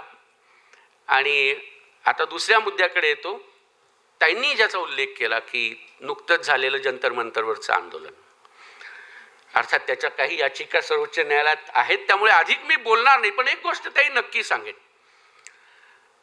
जेव्हा हे आंदोलन चालू होतं आणि संपत आलं होतं त्या दरम्यान आपण पाहिलं असेल की आजूबाजूच्या प्रांतातनं मुलं येत होती, वेगवेगळ्या जाती धर्म पंथाची मुलं येत होती. पण ही सगळी मुलं आपल्या हातात बाबासाहेबांचं छायाचित्र घेऊन ते उंचावत जेव्हा त्या आंदोलनाची अखेर झाली यशस्वीरित्या, त्यांनी जय भीम आणि जय संविधान या घोषणा दिल्या आणि बाबासाहेबांची छायाचित्रही उंचावली. या गोष्टीला मला इतकं महत्त्व वाटतं की स्वातंत्र्योत्तर काळानंतर ही सगळ्यात एक महत्त्वपूर्ण घटनांपैकी एक घटना आहे असं मी मानतो. याचं कारण असं की या घटनेने 2 संदेश दिले.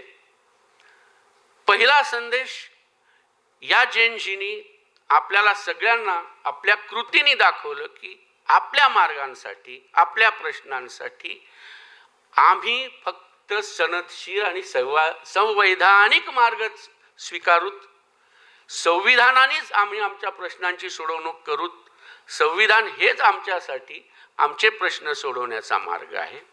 हा एक महत्त्वाचा संदेश होता. आणि दुसरा महत्त्वाचा संदेश या मुलांनी दिला, ज्याबद्दल मी खरंच त्यांचे आभार मानेन. दुर्दैवाने जे आपल्याकडे बरेचदा होतं, ज्याला इंग्रजीत आपण मिथ असं म्हणतो, ते मिथ या मुलांनी मोडून काढलं. त्याबद्दल ही सगळी मुलं मला अभिनंदनास पात्र. आणि ते मिथ हे आहे की अनेकदा आमच्यातल्या शिक्षित विचारवंत मांडणाऱ्या मंडळींचाही असा समज असतो किंवा अशा पद्धतीने मांडणी केली जाते की बाबासाहेब हे फक्त दलितांचे नेते होते, त्यांनी जो काही उद्धार केला तो दलितांचा केला. पण या मुलांनी हे दाखवून दिलं की बाबासाहेब हे केवळ दलितांचे नेते नव्हते, बाबासाहेब या देशातले एक अत्यंत महत्त्वाचे आणि ज्यांना आम्ही मानावं असे नेते. तेव्हा हा संदेश या मुलांनी दिला, याबद्दलही या मुलांचं अभिनंदन. मी नेहमी असं म्हणतो की मी सुद्धा जो आज इथपर्यंत आलो आहे त्याचं श्रेय निश्चितच मी बाबासाहेबांना देईन. आणि हे माझं भाग्य, जसं मी नेहमी म्हणतो की हे जन्म कुठे व्हावा हे आपल्या हातात नाही, पण हे माझं सुदैव की माझ्या अशा कुटुंबात जन्म झाला की ज्या कुटुंबाला बाबासाहेबांचा परिस्पर्श झाला. आणि म्हणूनच बाबासाहेबांच्या त्या परिस्पर्शाने आमच्या सगळ्या कुटुंबियांचं आयुष्य सोन्यासारखं उजळून गेलं असं मी नेहमी म्हणतो. पण बाबासाहेबांच्याबद्दल आपण बरेचदा जसं मी म्हणालो की जो विचार करतो तो एका विशिष्ट बाजूनी करतो की बाबासाहेबांनी घटना दिली, घटनेची निर्मिती केली, संविधान दिलं. बाबासाहेबांचे अनेक पैलू यामध्ये दुर्लक्षित होतात.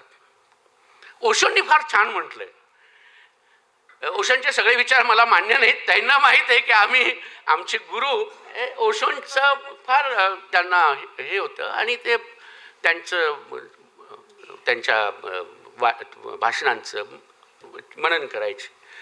ओशोंचे सगळे विचार मला मान्य नाहीत, पण ओशोंनी बाबासाहेबांच्या बद्दल जे म्हटलं ते मात्र मी नक्की सांगेन. ओशो असं म्हणाले कि चमत्कार वो नहीं होता जो आप सुनते हो, चमत्कार वो नहीं होता जो आप सुनते हो, चमत्कार वो होता है जिसे आप देखते हो. जैसे कि किसी मरुस्थल में जहां मीलों तक एक पेड़ की भी उम्मीद न हो, वहां आप अचानक फूल खिलते हुए देखते हो, बगिया जैसी बहार देखते हो, वो चमत्कार होता है. और बाबा साहब ये 5000 सालों में हिंदुस्तान ने देखा हुआ ऐसा चमत्कार है. ओशो पुढे अधिक महत्त्वाचं बोलले. ओशो असं म्हणाले की खरं तर आपण असं मानतो आणि ते खरं आहे, त्याच्यात दुमत काहीच कारण नाही आहे की गांधीजी हे अहिंसेचे पुजारी होते किंवा गांधीजींनी आम्हाला अहिंसा दिली, हे खरं आहे. पण ओशो म्हणाले की खरं तर त्याच्या आधी मी अहिंसेची सुरुवात बाबासाहेबांनी केली असं म्हणेन. कारण इतक्या वर्ष एका समाजाने, दलित शोषित समाजाने अन्याय भोगला, उपेश, अगदी हलाखी म्हणजे मनुष्य पशुवत जीवन जगण्याची वेळ आली होती. त्या सगळ्यांना बाबासाहेबांनी एकत्र आणलं आणि खरं तर अशा वेळी कुठेही हिंसेचा मार्ग जर कुणी स्वीकारला असता किंवा अशा पद्धतीची त्याची प्रतिक्रिया असती तर ती गैर नसती. पण बाबासाहेबांनी आपल्या अनुयायांना कधीही त्या मार्गाकडे जाऊ दिलं नाही आणि केवळ सनदशीर मार्गांनी आपला लढला. म्हणून बाबासाहेब माझ्या दृष्टीने पहिले अहिंसेचे उद्गाते आहेत असं ओशो म्हणाले. त्यामुळे म्हणून मी ओशोंचं हे नेहमी मागे मी सांगितलं नाही, खरं तर मला सांगायचं होतं, पण या निमित्ताने ती संधी मिळाली. दुसरा एक उल्लेख सरांनी जो केला, लक्ष्मीनाथ सरांनी, तेही मी सांगेन. लक्ष्मीनाथ सर असं म्हणाले की बाबासाहेबांनी बुद्ध धर्म स्वीकारला त्यावेळी आणि घटनेच्या वेळीही बाबासाहेबांना असं म्हटलं गेलं की तुम्ही न्याय, समता, बंधुता ही त्रिसूत्री फ्रेंच राज्यक्रांतीकडून घेतली आणि बाबासाहेबांनी सांगितलं की नाही, मला तिकडे जायची गरज नाही, मी बुद्धांच्याकडून ही घेतलेली तत्त्व, आणि त्यांनी करुणेचं तत्त्व सांगितलं. आणि सर जे म्हणाले मैत्र, बुद्धांनी फार छान सांगितलेलं. बाबासाहेबांनी ते सांगितलं की बुद्धांची मैत्रीची संकल्पना काय आहे, तर बुद्धांनी आपल्याला आपले कुणी फॉलोअर असं होऊ दिलं नाही. बुद्ध नेहमी असं म्हणाले की तुम्ही माझे फॉलोअर नका हो, तर तुम्ही माझ्या बरोबर चला, मी तुमचा मित्र आहे आणि तुम्ही माझे मित्र आहात आणि तुम्ही माझ्या सोबत चला. म्हणून हे मैत्र जे आहे ते बुद्धांची संकल्पना ही वेगळी होती त्यावेळी, जेव्हा की ज्यांनी कुणी मोठ्या माणसांनी आपल्याला धार्मिक काही हे दिलं आहे त्याच्या मागे मग जाणं हे एक स्वभावता होत असे, त्याचा एक पंथ तयार होत असे. पण बुद्धांनी हे आवर्जून टाळलं आणि आनंदला सांगितलं की तुला जर शिकायचं असेल, खऱ्या अर्थाने हे ज्ञान घ्यायचं असेल, तर तू माझ्या सोबत चल. आणि म्हणून ही मैत्रीची संकल्पना जी आहे बुद्धांची ती तशी आलेली आहे. म्हणून आपल्याला या अर्थाने बाबासाहेबांच्याकडे पाहावं लागेल की बाबासाहेबांनी वेगवेगळ्या विषयांमध्ये आपलं योगदान दिलेलं आहे. आपण प्रयत्न करायला पाहिजे की बाबासाहेबांच्या संविधानातला तर आपण अभ्यास करायलाच हवा विधीचे विद्यार्थी म्हणून, पण त्या पलीकडेही बाबासाहेबांनी ज्या विविध क्षेत्रात कामगिरी केली आहे, आपलं योगदान दिलं आहे, त्या क्षेत्रांच्याकडेही आपण आवर्जून पाहावं. बाबासाहेब पत्रकार होते. बाबासाहेब हे एक अत्यंत मोठे अर्थतज्ञ होते. रिझर्व्ह बँकेची स्थापना करण्यात बाबासाहेबांचा हात आहे हे बऱ्याच लोकांना माहीत. रिझर्व्ह बँकेची स्थापना झाली त्याची मूळ संकल्पना बाबासाहेबांची होती हे आपल्यापैकी बऱ्याच मंडळींना माहीत नाही.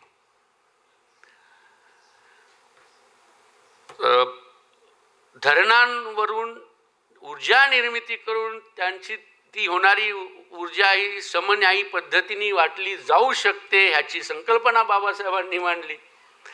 पत्रकार म्हणून जेव्हा बाबासाहेब कार्यरत होते तेव्हा बाबासाहेबांची वृत्तपत्र, मी नेहमी म्हणतो, ती मराठीत होती आणि त्यातली भाषा ही पूर्णतः वेगळी होती. त्यातले बाबासाहेब हे उच्च विद्या विभूषित प्राध्यापक बाबासाहेब नव्हते. त्यातले बाबासाहेब हे आपल्या समाजाशी जे सहज संवाद साधू शकणारे असे संपादक होते. आणि म्हणून त्या वृत्तपत्रातली त्यांची भाषा पाहिली, त्यांचे अग्रलेख पाहिले तर आपल्याला नेहमी आढळेल ती अत्यंत साधी. बरेचदा बाबासाहेबांनी संतांच्या अभंगाचे उल्लेख या त्यांच्या वृत्तपत्रांच्या अग्रलेखात केले आहेत. म्हणून अशा पद्धतीने आपण बाबासाहेबांचं स्मरण करताना त्यांना वेगवेगळ्या पद्धतीने त्यांचा जो योगदानाचा भाग आहे तोही पाहायला पाहिजे. बाबासाहेब किती वेगळ्या पद्धतीने विचार करायचे याचं एक उदाहरण देईन आणि थांबेन, कारण ते उदाहरण माझ्या वडिलांनी सांगितलं आणि त्यांच्या पुस्तकातही लिहिलं आहे. ज्यावेळी बाबासाहेब मिलिंद महाविद्यालयाची स्थापना बाबासाहेबांनी केली आणि बाबासाहेब संभाजीनगरला आदनं यायचे, त्यावेळी कामं चालू होती, पूर्ण इमारत झालेली नव्हती आणि तात्पुरत्या इमारतीमध्ये वर्ग भरत असत. आणि बाबासाहेब यायचे, त्या इमारतींची पाहणी करायचे, परत जायचे. एकदा बाबासाहेब आले आणि ऑफिसमध्ये गेले, यांच्या प्राचार्यांच्या ऑफिसमध्ये गेले. चिटणीस सर प्राचार्य होते. चिटणीस सरांनी विनंती केली की बाबासाहेब तुम्ही आला आहेत तर तुम्ही कृपया वर्गात विद्यार्थ्यांची हे मार्गदर्शन करा विद्यार्थ्यांना. ते म्हणाले नाही, प्राध्यापकांचा तास चालू आहे, मी काय जाणार नाही. पण त्यांनी खूप आग्रह केला. ते म्हणाले बरं ठीक आहे चल. बाबासाहेब एका वर्गात आले, वर्ग चालू होता आणि त्यांनी विचारलं की बा कुठला विषय आता हा चालू आहे वर्ग. त्यांनी सांगितलं की जरा हिस्ट्रीचा वर्ग आहे. बाबासाहेबांनी त्या प्राध्यापकांना विचारलं की हिस्ट्रीची व्याख्या सांगा मला. त्या प्राध्यापकांनी हिस्ट्रीच्या ज्या काही आपल्या पुस्तकी व्याख्या असतात ही सांगितली, ती सांगितली. बाबासाहेब नाही, मला एका शब्दात हिस्ट्रीची व्याख्या सांगा. त्या प्राध्यापकांना काही ते समजत नव्हतं की आपण कसं बाबासाहेबांना उत्तर द्यायचं. मग ते म्हणाले की बाबासाहेब तुम्हीच सांगा की काय. तर बाबासाहेब म्हणाले की एका शब्दात हिस्ट्री म्हणजे चेंज. चेंज मग तो कशा अर्थाने होतो हे बाबासाहेबांनी नंतर अधिक उलगडून सांगितलं की चेंज हा कसा आहे. मग तो चेंज आर्थिक व्यवस्थेत होतो, सामाजिक रचनेत होतो, राजकीय रचनेत होतो. इतिहासाने हे सगळं बदलतं. इतिहासाने एक पिढी बदलते, आधीच्या पिढीतला एक विचार बदलतो आणि म्हणून त्याच्यासाठी ते म्हणाले की चेंज हा एकच शब्द आहे की जो या सगळ्या पुस्तकी व्याख्यांपेक्षा जास्त संयुक्तिक. तर अशा पद्धतीने त्यांचा विचार हा एक वेगळा, एक विद्वान कशा पद्धतीने त्या विषयाकडे पाहतो त्या पद्धतीने ते पाहायचे. आणि त्याचबरोबर त्यांना ही तळमळ होती की अशा पद्धतीने मुलांनी आपलं ज्ञान अर्जन करावं. प्राध्यापकांनी या मुलांना आपल्याकडे जे ज्ञान आहे ते दिलं पाहिजे आणि मुलांनी ते ग्रहण केलं पाहिजे. आणि म्हणूनच मिलिंद महाविद्यालय आणि नागसेन वन परिसर याची एक कथा आहे, पण ती आता सांगणार नाही. पुढच्या वेळी तुम्ही मला बोलवलं तर पुढच्या वेळी सांगेन. अशा पद्धतीचा बाबासाहेबांचा हा आग्रह असायचा. म्हणून माझा तुम्हाला आग्रह आहे की तुम्ही सर्व मंडळी अशा पद्धतीने, केवळ बाबासाहेबच नाहीत, म्हणजे आपण जितक्या पद्धतीने मोठ्या माणसांना त्यांचे पैलू पाहूत, त्यांचं व्यक्तिमत्व पाहूत, तेव्हा ते अधिक आपल्याला लक्षात येईल की ते का मोठे होते. जसं मागे मी म्हणालो होतो की आमच्या क्षेत्रात आम्ही नानासाहेबांनी जे पुस्तक लिहिलं की 3 न्यायमूर्ती, तर रानडेंच्या विषयी नानासाहेबांनी फार छान लिहिले. बाबासाहेबांनाही त्यांच्याविषयी आदर होता. म्हणजे आपल्यापैकी बऱ्याच लोकांना हे माहीत नाही किंवा खऱ्या अर्थाने रानडे हे असे न्यायमूर्ती होते की ज्यांनी संतुलन ठेवलं होतं की सामाजिक अभिसरण आणि सामाजिक प्रगतीला चालना देणारे रानडे हे न्यायमूर्ती होते. अर्थात त्यांनी पहिली जी हुजूरपागेत बहुतेक मुलींची जी शाळा झाली त्यातलं जे संस्थापकीय बोर्ड होतं त्यात रानड्यांनी ही आवर्जून हे केली की ही मुलींची शाळा झाली पाहिजे, तसा ठराव त्यांनी मांडायला सांगितला. अशी मंडळी तेलंग आहेत. ह्या मंडळी आपल्या क्षेत्रातल्या मंडळींना, म्हणजे आपल्याला फार दरवेळी लॉर्ड डेनिंगकडेच गेलं पाहिजे असं काही नाही. आपलेही न्यायमूर्ती, आपलेही विधिज्ञ जे आपल्या क्षेत्रात ज्यांनी नाव कमवलेलं आहे, आपल्या मातीतले, आपल्या देशातले, आपल्या प्रांतातले, त्यांचेही जरी कर्तृत्व आपण पाहिलं तरी आपल्याला खूप काही शिकायला मिळू शकतं आणि ते तुम्ही घ्यावं ही माझी इच्छा आहे. आपण सर्वजण आता या निमित्ताने एका मोठ्या या जागरणाचा भाग बनत आहात आणि या युवा शक्तीचा आपण मॅडम उत्तम पद्धतीने जागर केलेला आहे, त्याबद्दल तुमचं अभिनंदन. तुम्ही सर्व मंडळी आपल्या या ऊर्जेने या कार्यक्रमाची एक उत्तम सांगता कराल, एक विचार आपल्या सोबत घेऊन जाल आणि तो विचार पुढे अधिक चांगल्या पद्धतीने तुम्ही अंमलात आणाल याची मला खात्री आहे. तुम्हाला या सर्व प्रक्रियेसाठी माझ्याकडून मनापासून शुभेच्छा. मला आणि माझ्या पत्नीला आपण इथे आवर्जून प्रेमाने बोलवलं त्याबद्दल आपले पुन्हा एकदा आभार आणि आपल्याला या कार्यक्रमासाठी पुन्हा एकदा शुभेच्छा. धन्यवाद.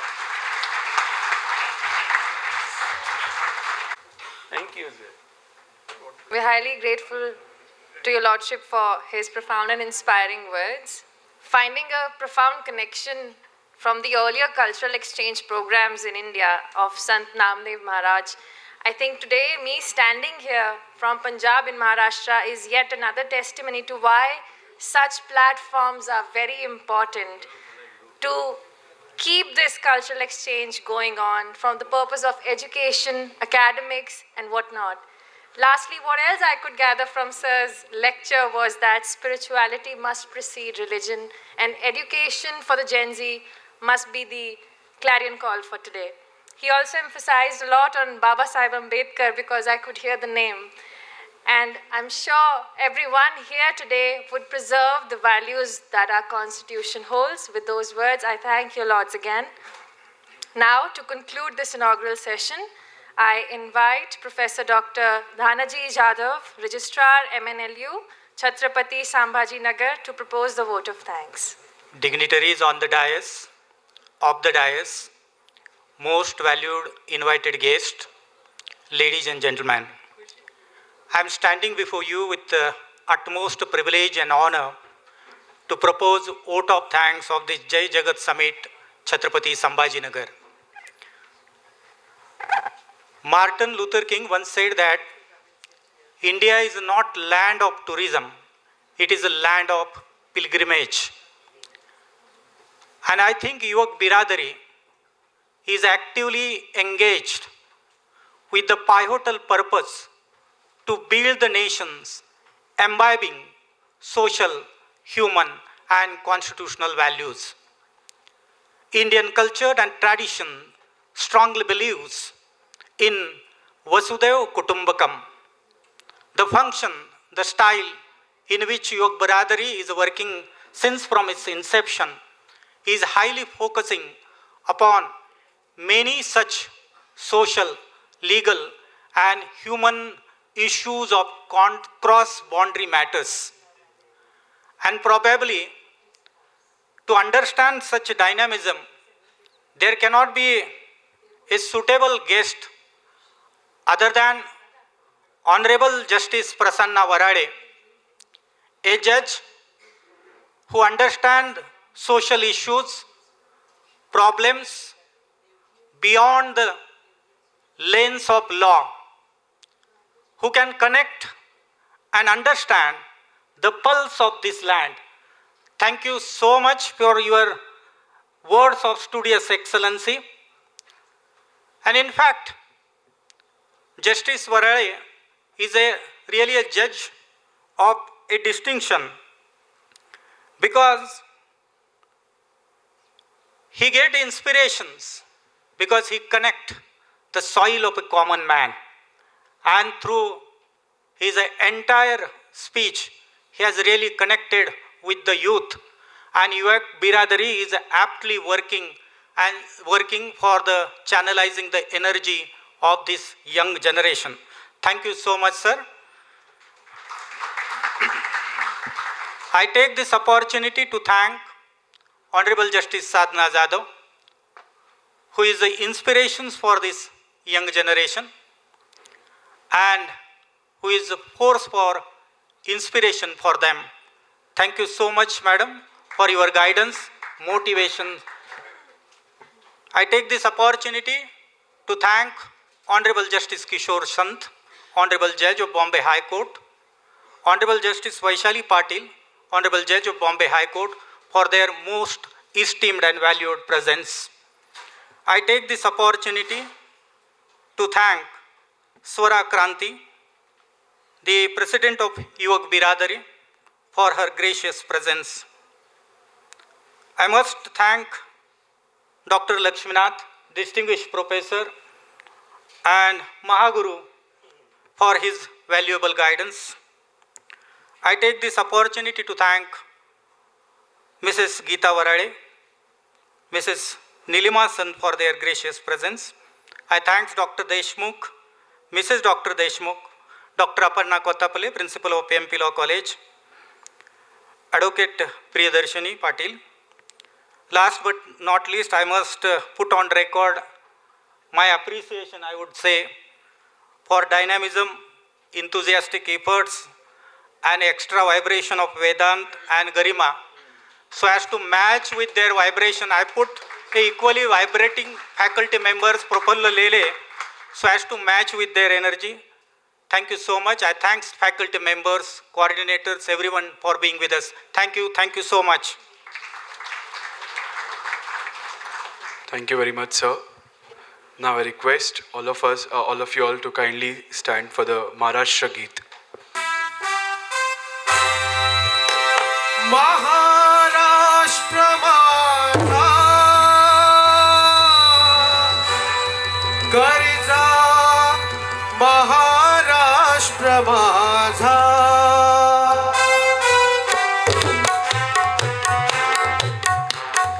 जय जय महाराष्ट्र माझा गरजा महाराष्ट्र माझा जय जय महाराष्ट्र माझा गरजा महाराष्ट्र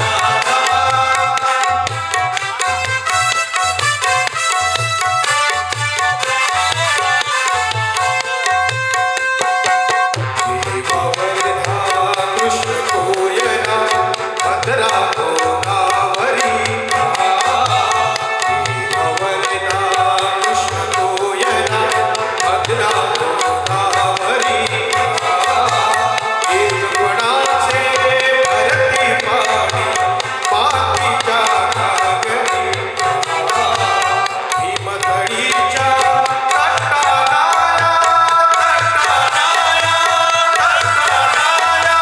भीमथडीच्या तटानाया यमुनेचे पाणी पाजा जय महाराष्ट्र माझा जय जय महाराष्ट्र माझा गरजा महाराष्ट्र माझा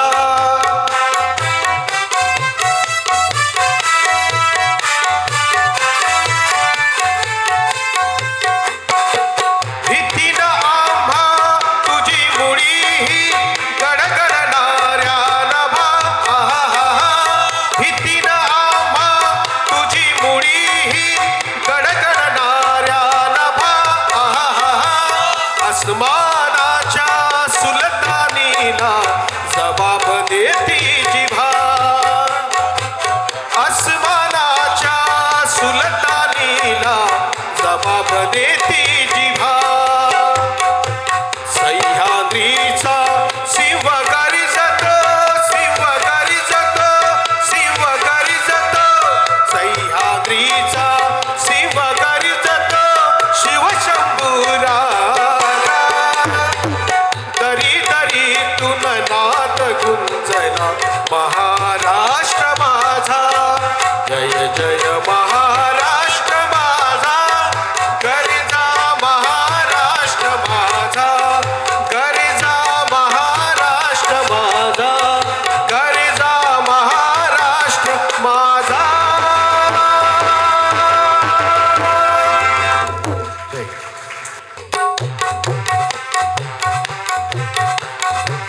कागड्या छातीवरी कोरली अभिमानाची लेणी कागड्या छातीवरी कोरली अभिमानाची लेणी ओलादी मनगटे खेळती खेळ जीव घेणी दारिद्र्याच्या उन्हात शिजला निधळाच्या घामाने भिजला देश गौरवासाठी झिजला साठी झिजला देश गौरवासाठी झिजला दिल्लीचेही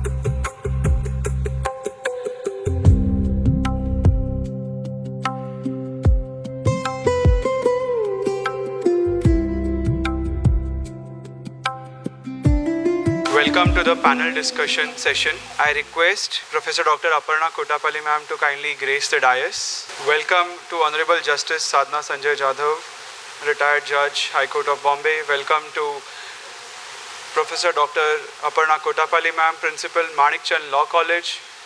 And welcome to Dr. Garima Pal, Director, Yuvak Biradari Bharat and Assistant Professor, Maharashtra National Law University, Mumbai. Today we have gathered here for a panel discussion on the topic Education as a Foundation of Jai Jagat, Building World for a Peaceful, Sustainable and Inclusive Society. What better panel we could have had where we are having two educationists and a retired judge on the panel. A retired judge who was herself also a professor once upon a time, and as it is said by our chief guest today, once a professor, always a professor. So we have, I would say, a baton of three legends sitting for this panel discussion. And as Honorable Justice Jadhav ma'am has given me a responsibility to present before you all one important point, I would like to mention, आपल्याला सगळ्यांना माहिती असेल जे दिल्लीला जंतर मंतरवर जो protest झाला NEET paper leak या मुद्द्यावर, सगळ्यांनी प्रोटेस्टला सपोर्ट केलं.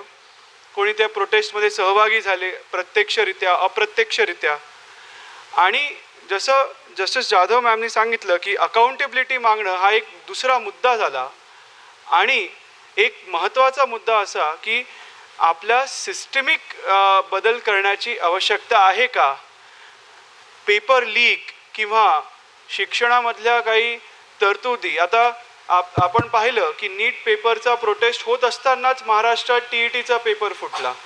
तर आता अशा सगळ्या गोष्टी होत असताना कायदे करणं आणि मग त्या कायद्याची अंमलबजावणी करणं आणि मग त्याच्यामधले जे बेसिक प्रिन्सिपल्स आहेत, बेसिक त्याचं स्ट्रक्चर आहे, तेच जर का वीक असेल, तेच जर का ढासळलेलं असेल, तर मग आपण कितीही कायदे करा तर काही होणार नाही. तर education forms the basis of the Jai Jagat, as we say.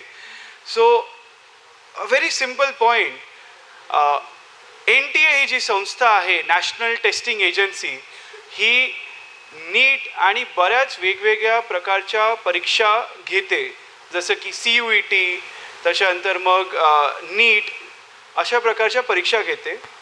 आता ही एक संस्था आपण सर्वसामान्यांना वाटेल की ही एक सरकारी संस्था आहे, कारण सरकार परीक्षा घेते आणि आपण सरकारी कॉलेजेसमध्ये जातोय. पण आपल्याला आश्चर्य वाटेल हे ऐकून की नॅशनल टेस्टिंग एजन्सी ही जी संस्था आहे, ही संस्था सोसायटीज ॲक्ट ऑफ 1860 मध्ये एक रजिस्टर्ड सोसायटी आहे. It is a NGO, it is not a statutory body. आता लॉ कायद्यामध्ये स्टॅच्युटरी बॉडीचा अर्थ काय होतो, जेव्हा कायदे मंडळ, विधिमंडळ, जेव्हा आपलं लेजिस्लेचर, पार्लिमेंट जेव्हा एक बॉडीला अप्रूव्ह करतं तेव्हा ती बॉडी बनते स्टॅच्युटरी बॉडी. आणि जेव्हा त्या बॉडीचा उल्लेख कॉन्स्टिट्यूशनमध्ये असतो तेव्हा ती बनते कॉन्स्टिट्यूशनल बॉडी. आता UPSC सारखी संस्था ही कॉन्स्टिट्यूशनल बॉडी आहे.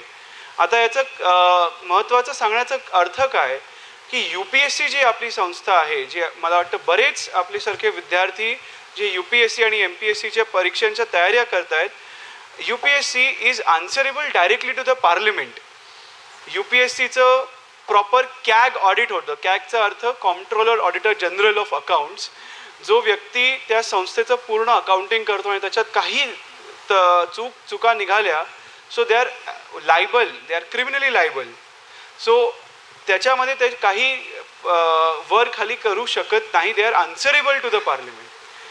This becomes a question, a systemic question, not just focusing on NTA. If we broaden our horizon and see की आपल्या शिक्षण पद्धतीमध्ये आणि शिकवण्याच्या पद्धतीमध्ये काय काय कमतरता आहेत आणि त्याला आपण कसं गॅप म्हणून आपण त्याला बघू शकतो आणि काय पॉलिसी सजेस्ट करू शकतो. So I think that will be the session which we will be having. I invite our moderator for today's session, Dr. Garima Pal ma'am, to kindly give her opening address. Thank you, Vedant, for setting the tone. Firstly, I would want to say I do not know Marathi, तो मैं Hindi English दोनों में वार्तालाप करूँगी और मैं चाहूँगी कि जो ऑडियंस है ना वो पूरी इन्वॉल्व रहे, बिकॉज ये सेशन सिर्फ हमारे लिए नहीं है, ये आपके लिए है. आप ओपन हैं कुछ भी पूछने के लिए to all the panellist and specifically to our ma'am here, who is a visionary. I would say somebody I've been working for a long time now, and the kind of ideas and thoughts ma'am has, I think, wo commendable hai. With that thought, the entire idea of Jai Jagat was actually put forward by a visionary, Vinoba Bhave. And the idea was one globe, all people. And the new idea of your Jai Jagat movement is basically eradicating poverty, eradicating completely social discrimination. And unfortunately, the entire idea, I think, somewhere down the line खो गया है. And education एक बहुत बड़ा tool था, एक engine था. But I think over last couple of years, जो आइडिया था जिससे एजुकेशन एक्चुअली एक इंसान को लिटरेट नहीं, एम्पैथी जो आपके अंदर होनी चाहिए वो शायद कहीं खो गई है. So with that thought I would firstly want to ask ma'am to please share her thoughts in this topic and please guide the young youth. आता गरिमा मॅडम म्हणाल्या ते अगदी बरोबर आहे. मूळ कारण शिक्षण. आता तशी माझी पण प्रॅक्टिस मराठवाड्यात क्रिमिनल साईडला होती. प्रश्न हा होता की एवढे गुन्हे घडतात, एवढे तर प्रत्येक वेळेला जेव्हा गुन्हे समोर यायचे तेव्हा पहिला प्रश्न असा असायचा की कुणीच माणूस काही क्रिमिनल म्हणून जन्मलेला नाही आहे, राईट. मग ह्या गुन्ह्याचं कारण काय आहे. तर बरेच जण म्हणायचे की आर्थिक परिस्थिती असू शकते, पण माझं स्पष्ट म्हणणं आहे की शिक्षणाचा अभाव हे खरं कारण आहे. त्यामुळे जिथे शिक्षण असेल तिथे माणसाला कुठेतरी ते कॉन्फिडन्स येतं की लात मारेन, आपण म्हणतो ना मराठवाड्यात, लात मारेन तिथे पाणी काढेन. बरोबर आहे ना. आणि ही शक्ती तुम्हाला देण्यासाठीच आपण असं जमतो. जय जगतला जे जमतो किंवा आपण आज सगळ्यांना चार्ज करण्यासाठी महाराष्ट्र गीत म्हटलं तर ते कशासाठी की कुठेतरी युवा ही व्हॉट्सॲप युनिव्हर्सिटीपासून वेगळी झाली पाहिजे आणि खरी डिग्री घेतली पाहिजे. अलीकडे काय व्हायला लागलं आहे, जे काही ज्ञान मिळतंय ते सगळं तुमच्या व्हॉट्सॲप युनिव्हर्सिटीवर आहे. आणि तुमच्यापैकी मला सांगा किती जण व्हेरीफाय करतात की जे आलं आहे ते खरं आहे का नाही. हे तुमच्यापैकी किती जण व्हेरीफाय करता. चला, एवढं तरी बरं आहे की तुम्ही प्रयत्न तरी करता. कारण आत्ता तुम्ही ऐकलं, मला माहीत नाही तुमचं किती लक्ष होतं, वेदांतनी सांगितलं की प्रोटेस्ट केलं, जंतर मंतर झालं, प्रत्येक गावातून मराठवाड्यातून सगळ्यांनी आपापलं सहयोग दिला त्या प्रोटेस्टला. आणि एकच म्हणणं होतं विद्यार्थ्यांचं की आमचं काहीतरी ऐकून घ्या. पण प्रश्न हा आहे की त्याचं मूळ कारण काय आहे, चुकतंय कुठे. तुम्ही उद्या, आता बरेचसे तुमच्यापैकी लॉ स्टुडंट्स आहेत, उद्या तुम्ही पॉलिसी मेकर्स व्हाल. जेव्हा पॉलिसी मेकर्स होता तेव्हा तुम्ही काय बघता की मुळाशी जाणं. बरोबर आहे ना. बदल घडवून आणायचे तर तो बदल कसा घडवून आणणार. आज वराळे साहेब भाषणात जे सांगत होते की इतिहास काय आहे, तर इतिहास इज चेंज. मी तर म्हणेन की what is constant is only the change. ती एकच कॉन्स्टंट गोष्ट आहे की काळाबरोबर आपण बदललं पाहिजे. आणि पुढचं जे काही आहे भविष्य ते सगळं युवा मंडळीच्या हातात आहे. आता मुंबईत एक संस्था ज्याच्याशी मी जुडले होते, त्यांचं असं होतं की दिवसभर स्वतःचे कॉलेज करायचे, संध्याकाळ थोडा वेळ जे त्यांना मिळायचा तो करायचे आणि लिटरली जे छोट्या झोपडपट्टी आहेत किंवा हे आहेत तिथे जाऊन संध्याकाळी तिथल्या मुलांना विद्यार्थी शिकवायचे. तुमच्यापैकी किती जणांना आवडेल की फावलेल्या वेळात जाऊन इतर मुलांना शिकवायला? अरे वा, मला खरंच आनंद झाला बरं का. आजच्या कार्यक्रमाचं सार्थक मिळालं मला की. आणि विचार करून बघा की तुम्हाला जे तुमचे आईवडील देऊ शकतात कदाचित दुसऱ्यांचे देऊ शकत नाहीत. त्यामुळे हे कॉन्ट्रीब्युशन तुम्ही सोसायटीला देऊ शकता. आता आम्ही देखील जे काम करतोय आमचं तेच म्हणणं आहे, जे समाजाने आम्हाला दिलं आम्हाला जे करतोय ते समाजाला परतफेड करतोय. बरोबर आहे ना? तर हा दृष्टिकोन जर आत्तापासून ठेवलात तर खूप काही फरक पडू शकतो समाजासाठी. आणि तुम्ही कुठेतरी एक कॉन्ट्रीब्युटरी घटक बनू शकता. You followed what I am saying. Education is to she. Thank you so much ma'am. और मैम मुझे आया सब समझ में. विद दैट थॉट कि कैसे हम लोग आई थिंक व्हाट्सएप यूनिवर्सिटी का बहुत इन्फ्लुएंस रहता है to this generation, I believe specially Gen Zs, and how misinformation is circulated across, and with one piece of information how, and I think over last couple of years protests, so many issues have occurred across, whether is within the institutions, educational or outside. With that, I have a very renowned academician here. Ma'am recently got appointed as the first principal, lady principal, and that is again a huge round of applause to ma'am. After 70 years, 80 years, 70, yeah, she told me 70 years. So ma'am, as a new administrator to the institution, law institution, what all challenges have you faced as a female? Thank you, Garima ma'am, Honorable Justice Jadhav ma'am, my friend Shrimati Sant ma'am, Didi, and other faculty members from my institution, other institution, those who are connected with Jai Jagat through Yuvak Biradari, and dear student participants. I would try to be trilingual.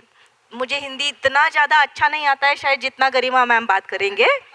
Marathi, Hindi, इंग्रजी, it would be a blend kind of thing. Though the question is very specific, that she wants to know what kind of challenges as a female administrative officer or employee I am having now. But prior to that, let me tell something. मी तुमच्याशी जो संवाद करणार आहे हा 3-4 भागांमध्ये करावा असं माझ्या मनात आहे, ज्याच्यामध्ये पहिला भाग मला सुद्धा टेम्पटेशन होत आहे. आपण सगळे सकाळपासून ज्या विषयावर बोलतो आहे की जे जंतर मंतरवरती झालं आणि युवा पिढीने जे जादूमंतर केलं त्याबद्दल 2 गोष्टी आहेत.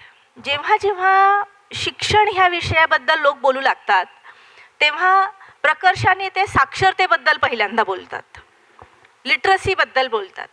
लिटरसी आणि एज्युकेशन ह्या 2 भिन्न गोष्टी आहेत. आपण सतत सातत्याने टक्केवारी काढतो आणि ही टक्केवारी तुम्ही जर शोधाल तर तुम्हाला ऑनलाईन आत्ता देखील मिळेल की देशाला जेव्हा स्वातंत्र्य मिळालं त्यावेळेस 13-14% असणारी जी साक्षरता होती किंवा शिक्षणाचं पण प्रमाण होतं ते हळूहळू वाढत साधारण 2011 पर्यंतचं जे स्टॅटिस्टिकल डेटा आहे तो साधारण 64-65% गेला. त्यावेळेस माझ्या मनामध्ये म्हणजे 2011 पासूनचे काही प्रश्न होते ज्याची उत्तरं मला मध्यंतरीच्या काळामध्ये रिसेंट पास्टमध्ये मिळाली असं म्हणू शकू आपण. ठीक आहे की त्याच्यानंतरच्या काळामध्ये म्हणजे 2011 पासून आत्तापर्यंतचा विचार केला तर अजून 7-8%, 10% त्याच्यामध्ये वाढ झाली. पण हे फक्त क म्हणजे क म ल इतकं लिहिण्यापुरतंच साक्षरता आहे की ज्याची टक्केवारी आपण मोजतोय, की त्याच्या पलीकडे जाऊन काही शिकायला, विचार करायला प्रवृत्त करणारी शिक्षण व्यवस्थामध्ये आपण मुलांना समाविष्ट करून घेतोय. सतत सातत्याने मुलांबद्दल, तुमच्या तरुणाईबद्दल असं बोललं जात होतं की ह्यांना समाजाशी, समाजामधल्या प्रश्नांशी काही देणं घेणं उरलेलं नाहीये. ही सगळी आत्ममग्न मुलं आहेत आणि थोडंसं अगदी सत्य पण आहे. व्हॉट्सअप वगैरे आपण म्हणतो, लेकिन गरिमा मैम, व्हाट्सएप हम जैसे लोगों के लिए छोड़ के वो अभी इंस्टा में शिफ्ट हो गए, है ना.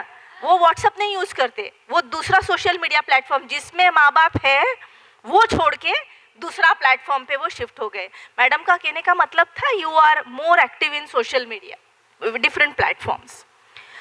तुमच्या सगळ्या लोकांनी जे समाजामध्ये तुमच्याबद्दलचं मत तयार झालेलं होतं, हे मध्यंतरी घडलेल्या घटनेमुळे पुसून काढलं गेलं की तुम्हाला काहीच देणं घेणं नाही असं नाही आहे.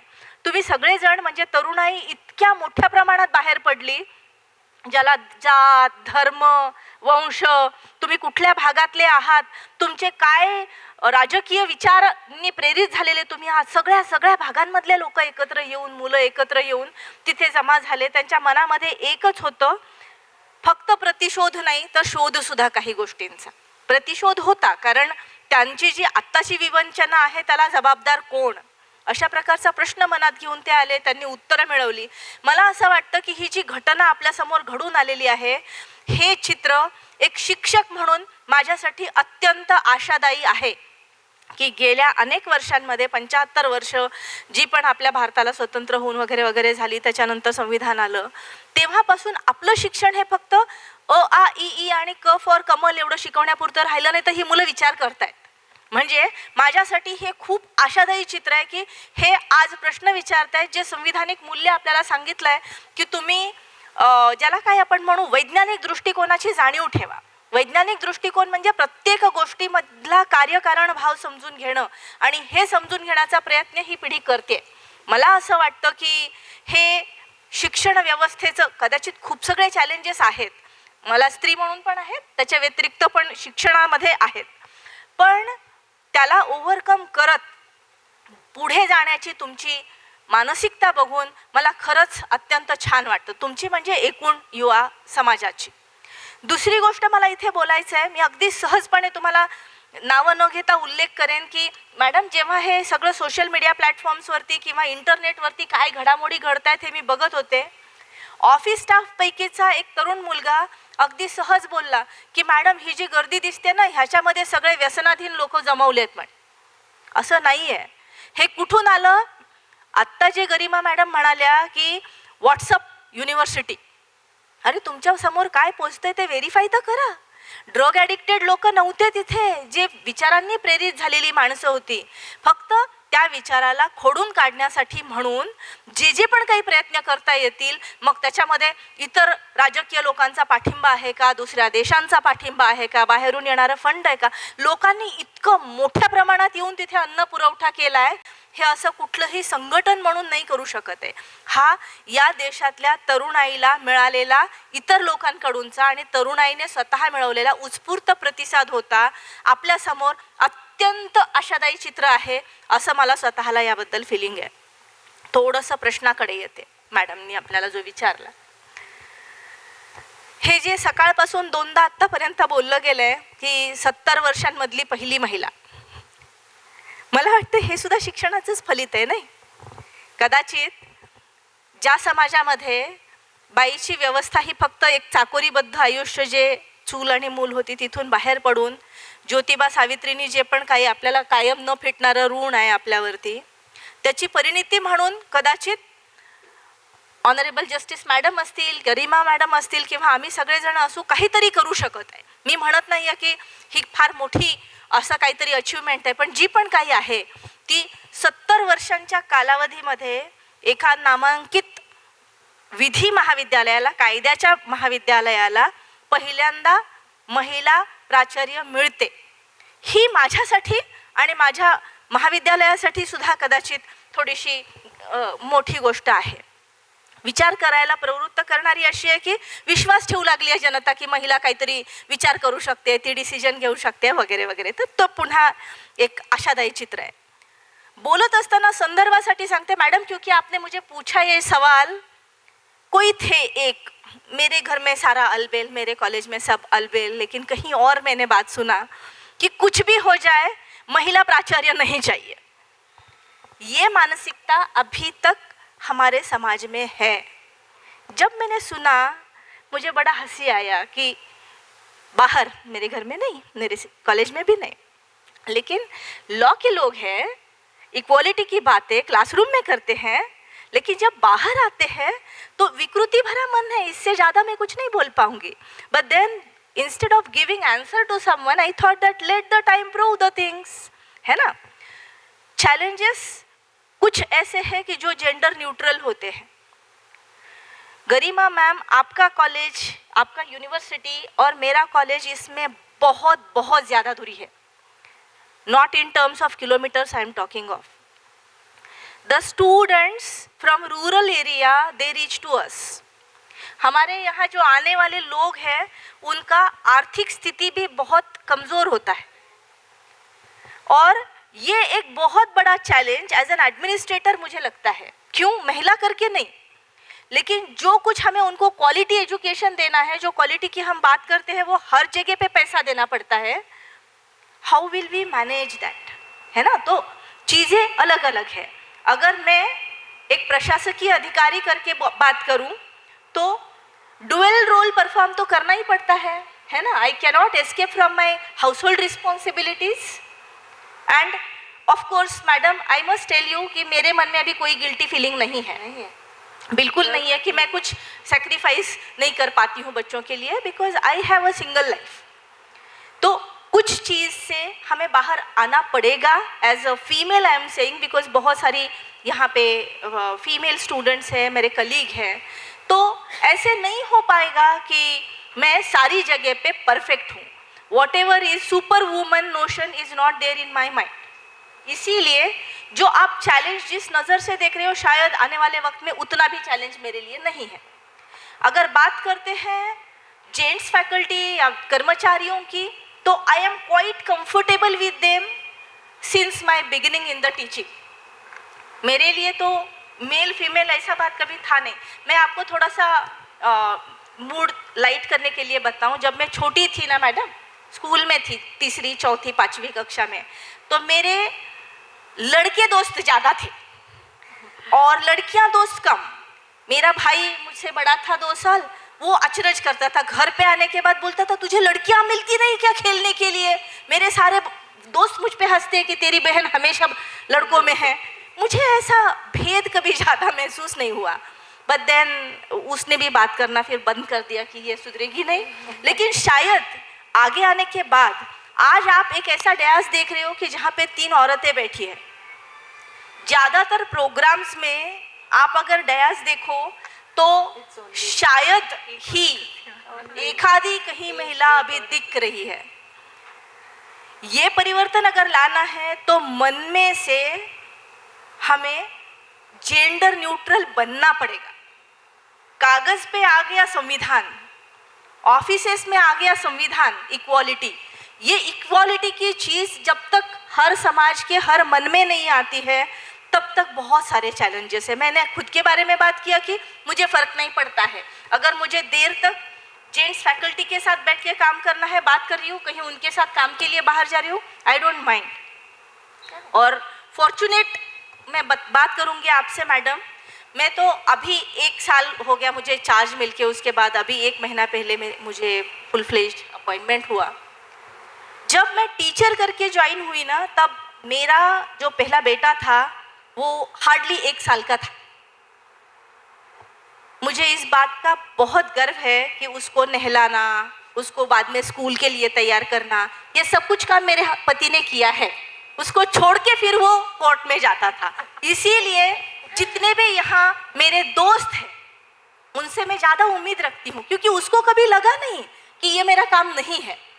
एंड मुझे ऐसा लगता है कि कहीं तो मेरी सास का भी इसमें कंट्रीब्यूशन होगा ज़रूर, कि एटलीस्ट उन्होंने गुस्सा तो नहीं किया. अगर किया होगा तो मेरे पश्चात किया तो मुझे पता नहीं, लेकिन चीज़ें जो है टीचर करके हो या फिर अभी कोई और रोल निभा रही हो, हमें एक साथ चलने का अगर एक दूसरे को वादा किया है, अभी आपका तो लिव इन रिलेशन वाला समय है ना, तो आप पार्टनर हो, आप शादी करो, दोनों का विचार एक जैसा है, अगर ऐसा होता है तो मुझे लगता है घर में की जो परेशानी है उसमें से हम राह निकाल सकते हैं। और जहाँ पे भी आप हैं, ऑफिस के कर्मचारी हैं, वहाँ पे आपने न्यूट्रलिटी लाने का अगर कोशिश किया तो वो कोशिश हमेशा कामयाब रहती है, ऐसा मेरा यकीन है। Thank you ma'am.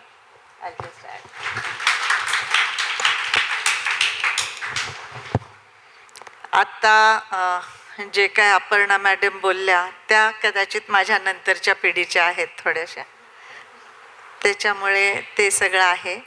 पण मी तुम्हा सगळ्यांना एक सांगू शकते की तुमचं भविष्य हे तुमच्या मुठीत आहे. दुसऱ्यांकडून सारखी अपेक्षा करू नका. त्या जसं म्हटल्या की आत्ता आम्ही तिघी बसलोय, तिघी दिसतोय, म्हणजे मला सांगायला आज काहीच वाटत नाही. त्यांची परिस्थिती खूप चांगली होती, पण इथे काही साक्षीदार आहेत की माझा संसार म्हणजे माझे मुलं हे मीच वाढवले आणि घरचं सगळं बघून केलंय. आणि आम्हाला इतका त्रास व्हायचा की एक वेळ अशी होती की मुलाला ताप असल्यामुळे मी जर मोजून 3 मिनटं कोर्टात उशिरा गेले आणि वेळ मागितली तर वरूनच मला सांगण्यात आलं की जाधव मॅडम एक तर संसार करा नाही तर प्रॅक्टिस करा. तुमच्यापैकी तुमच्या पिढीतला कोण माणूस हे ऐकून घेण्यासारखं आहे? कोणीच नाही. गुड, अगदी स्पष्ट उत्तर दिलं तुम्ही. तुम्ही म्हणाल आम्ही का ऐकायचं, आम्ही दोन्ही सांभाळू शकतो. त्यामुळे तुमचं आयुष्य कसं घडवायचं हे तुमच्या हातात आहे. बाकी समाज मदत करायला आहे, पण तुम्ही घ्यायला तयार पाहिजे. बरोबर आहे ना? एकमेकांबरोबर नाहीच उभे राहिले तर तुम्ही काय करू शकता. त्यामुळे कसं घडवायचं हे आधी तुमचे डोळे उघडे ठेवा.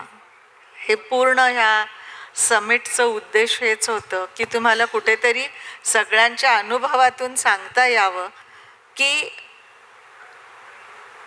इस मुट्ठी भर आसमान पे हक हमारा भी है. बरोबर आहे ना?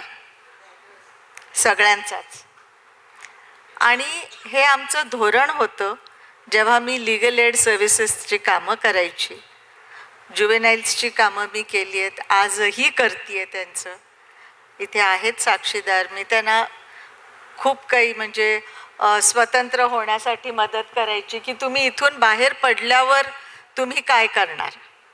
म्हणून मी सुरुवातीलाच सांगतानाच सांगितलं की इथे गुन्हेगार म्हणून कुणीच जन्मले नाहीत. ह्याच्यात मी व्हाईट कॉलर क्राईम्सवाले इन्क्लूड करत नाही, हे पण स्पष्ट सांगतेय. त्यांची गोष्ट वेगळी आहे. पण आपलं आयुष्य घडवायला शिका. आणि त्याच्यासाठी तुम्हाला जे वाटतं, प्रत्येकाला तुमच्यापैकी पण वाटतं तुम्हाला काय माहिती आहे आमच्या पिढीसमोर काय चॅलेंजेस आहेत. हे मी खूप जणांचं ऐकलेलं आहे. आणि प्रत्येक पिढीला चॅलेंजेस असतात, पण त्याच्यातून एक मार्ग मी सांगू शकते. तुमच्या समाधानासाठी जास्तीत जास्त तुम्हाला वेळ मिळेल तेव्हा नामांकित लोकांच्या बायोग्राफीज वाचा. ती लोक कुठल्या पक्षाची आहेत हे बघू नका. बायोग्राफीज वाचा, म्हणजे तुम्हाला कळेल की जे इतके मोठे झाले त्यांनी पण तुमच्यापेक्षा 10 पटीने जास्त चॅलेंजेस फेस केलेले आहेत. त्यामुळे मी बऱ्याच जणांना रिकमेंड करते की जिथे जवाहरलाल नेहरू जेलमध्ये बसून डिस्कव्हरी ऑफ इंडिया लिहू शकत होते,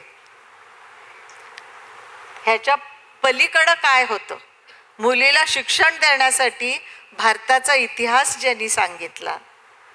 तुम्ही सगळ्यांचे बायोग्राफीज वाचा. तुम्हाला असं कोणीच मिळणं म्हणजे खूप कमी लोक असं मिळतील की success stories are made only by cake walks. That is not true.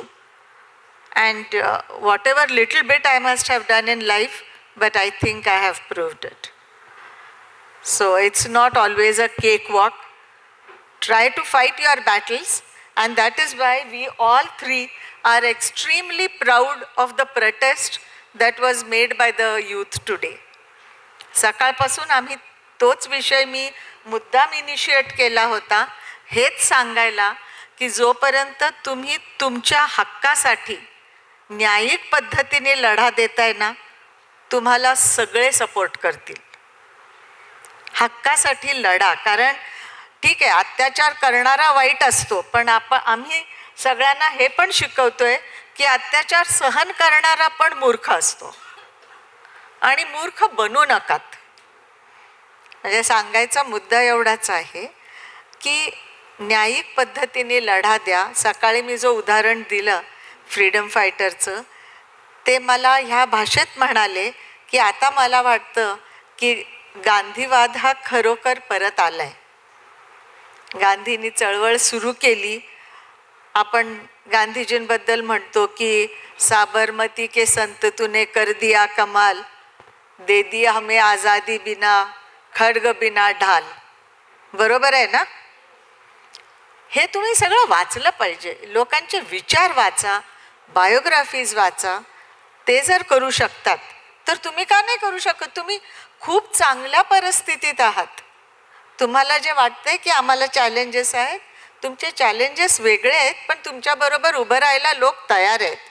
फक्त तो लढा कसा लढायचा स्वतःचा. आणि जिथे फक्त अजून एक सांगते, don't fight only for rights, the other side of the coin is the duties. आणि आपले ड्युटीज न करता, म्हणजे सारखंच म्हणणं की सरकारने आम्हाला हे नाही दिलं, सरकारने आम्हाला ते नाही दिलं, सरकारने झाडं पाडली, पण तुम्ही कधी लावली आहेत? कशाचं दुःख आहे? तुम्ही आधी लावा ना. त्यामुळे rights, the other side of the coin is duties. So see that you perform your duties. Today we have one candidate who is doing her research on Senior Citizens Act. She is registered for PhD, Miss Sabha Sheikh. So she is doing on Senior Citizens Act. कशासाठी? की तुम्हाला ही sensitisation आली पाहिजे. आज तुम्ही जे काही तुमच्या आजी आजोबांकडून शिकलात ते तुम्हाला कुठलंही पुस्तक शिकवू शकत नाही.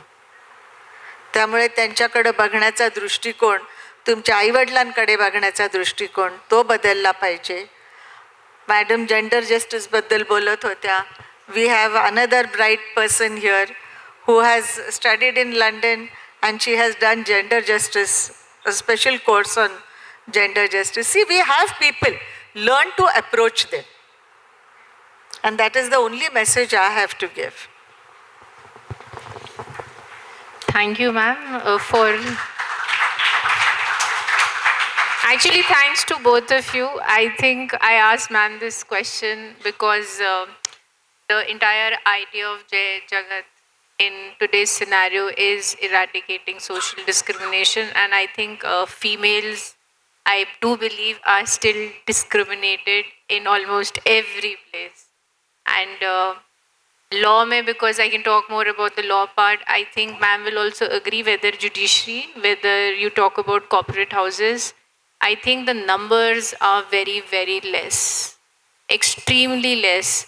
Representation abhi bhi challenge hi hai. तो I think Gen Zs पे ये बहुत load है. They take it up. And what ma'am said ki, success is actually something, it depends on an individual person. One person can bring about a change और आप वो बन सकते हैं. You don't need multiple things. आपको बहुत sources की ज़रूरत नहीं है to, reach a certain place. With that thought, ma'am, my next question to you is, which is a very interesting one and something which is happening. Ma'am, last couple of years we've seen anti-nationalism surging in India. So with that context, ma'am, what do you think, what are your thoughts, how to keep a balance, ma'am, when we use education as a tool, as an engine, how do we balance this thing? And why do you think it has emerged or surged so much last couple of years? Good, Garima has raised this. First we'll ask them. तुम्हा सगळ्यांना प्रश्न कळालाय का? आता गरिमा मॅडमनी मला काय विचारलं ह्याच्याबद्दल तुम्हाला कुणाला कळालंय का? कोणी सांगू शकाल? Nationalism and anti national. Yes please. Ma'am से मैंने ये पूछा था, लास्ट कुछ सालों में एंटी नेशनलिज्म बहुत सर्ज हो गया है, और ये आई थिंक आप हर रील में भी देखते होंगे, एंड लोग डरते हैं अपना नाम बोलने से भी, कंप्लीट नेम. तो मैं ये मैम से यही क्वेश्चन पुट कर रही थी कि एडुकेशन इसमें कैसे मदद कर सकता है, how to keep a balance, एक बैलेंस कैसे हम रखें, where why these things are emerging, क्यों हम रिलीजन और ये सारी चीज़ें बीच में ले आए हैं जब हम सब एक ही हैं. हा प्रश्न ह्याचा मी सुरुवात म्हणजे एक साधा उदाहरण देऊन करते. बऱ्याचदा मला असा अनुभव आला, कार्यक्रमात गेलं समजा आणि तुम्ही विचारलं कोणाला बक्षीस मिळाले, तर मला पद्धत म्हणजे माझी एक पद्धत आहे, मी विचारत असते, बाबा रे तुझं नाव काय? बरीचशी मुलं नाव, समजा एखाद्याचं नाव किरण आहे, तर ते नाव सांगताना फक्त काय सांगतात, माझं नाव किरण. तर मी म्हणायची तू काय स्वयंभू नाही आहेस, बरोबर आहे ना? तुम्हाला लाज कसली वाटते? भारतात पद्धत आहे, सगळीकडे आहे, तर नावाबरोबर आडनाव किंवा का नाही सांगाल. ह्याचं उत्तर जे मला मिळालं त्याच्याने मी इतकी अवाक झाले की तेव्हापासून म्हणजे मला जाणवायला लागलं की ही पिढी अचानक धर्म, जात पात, त्या मुलाने सांगितलं की किरण हे समजा न्यूट्रल नाव आहे, कुठल्याही धर्माचा असू शकतं, बरोबर आहे ना? सूर्याचा किरण असू शकतो, सूरज असलं तरी किरण असू शकतो. त्यांनी सांगितलं की आडनाव सांगितल्यावर जात कळते आणि मग समोरचा माणूस त्याला जातीवरून ओळखतो, बाय द सरनेम. आणि ती त्यांना लपवायची आहे. तर ती का लपवायची आहे? काय कारण वाटतं तुम्हाला लपवायचं? सकाळी वराळे साहेब पण म्हणाले, तुम्ही कुणाच्या घरी जन्मता हे तुमच्या हातात नाही आहे, बरोबर आहे ना? पण म्हणून तुम्ही ते डिसोन करायची गरज नाही आहे. तुम्ही देशपांडे असले काय, शेख असले काय, काही फरक पडत नाही. पण भीती मनात वाढली आहे की अरे आपल्या जातीवरून हे आपल्याला जज तर नाही करणार, आपला धर्म बघितल्यावर ह्यांना असं तर नाही वाटणार. आणि त्याच्यामुळे हे अँटी नॅशनलिझम किंवा म्हणजे विरोधाभास सुरू झालाय. एकीकडे अगदीच आपण धर्माबद्दल बोलतो, संविधान म्हणतं धर्मनिरपेक्ष राहा, आणि मुलांचा प्रॉब्लेम, मी मगाशी जे म्हणाले की मुलांना वाटतं तुम्हाला आमचे चॅलेंजेस काय माहिती आहेत, असं आमच्या पिढीला जेव्हा विचारतात तेव्हा त्यांच्यासमोर हाच प्रश्न असतो की आम्हाला तुम्ही माणूस म्हणून बघा, आम्हाला आमच्या हक्कासहित बघा, आम्हाला जज करू नकात. आम्ही कुठल्याही जातीत जन्मलेले असेल तरीही आमची स्वतःची आयडेंटिटी आहे आणि जातीने आमच्यावर काही फरक पडणार नाही आहे. आणि त्यामुळे ह्या जय जगत सारख्या म्हणजे ह्या बिरादरीत म्हणा, ह्याच्यात आम्ही सगळे का उतरलोत? तुम्हाला काय वाटतं? तुमच्याबरोबर यंग म्हणा आहात तुम्ही, तुमच्याबरोबर असोसिएट करण्यात किंवा चला आपण पण काहीतरी कॉन्ट्रीब्यूट करू, ह्याचं अजून एक मूळ कारण हे आहे की तुम्हाला विश्वास देण्यासाठी की सगळीकडे तसं होत नाही, उलट आम्ही तुमच्या बरोबर आहोत आणि युवा पिढी बरोबर आहोत, तुम्हाला कशाचीच घाबरायची गरज नाही आहे. तुम्ही जर स्वतः ठरवलं, मी आग्र्याला पण म्हटलं होतं की महाराष्ट्राने एक खूप चांगलं गाणं दिलं आहे आपल्याला, आणि ते गाणं कोणी ओळखू शकत असाल तर बघा, हीच आमची प्रार्थना.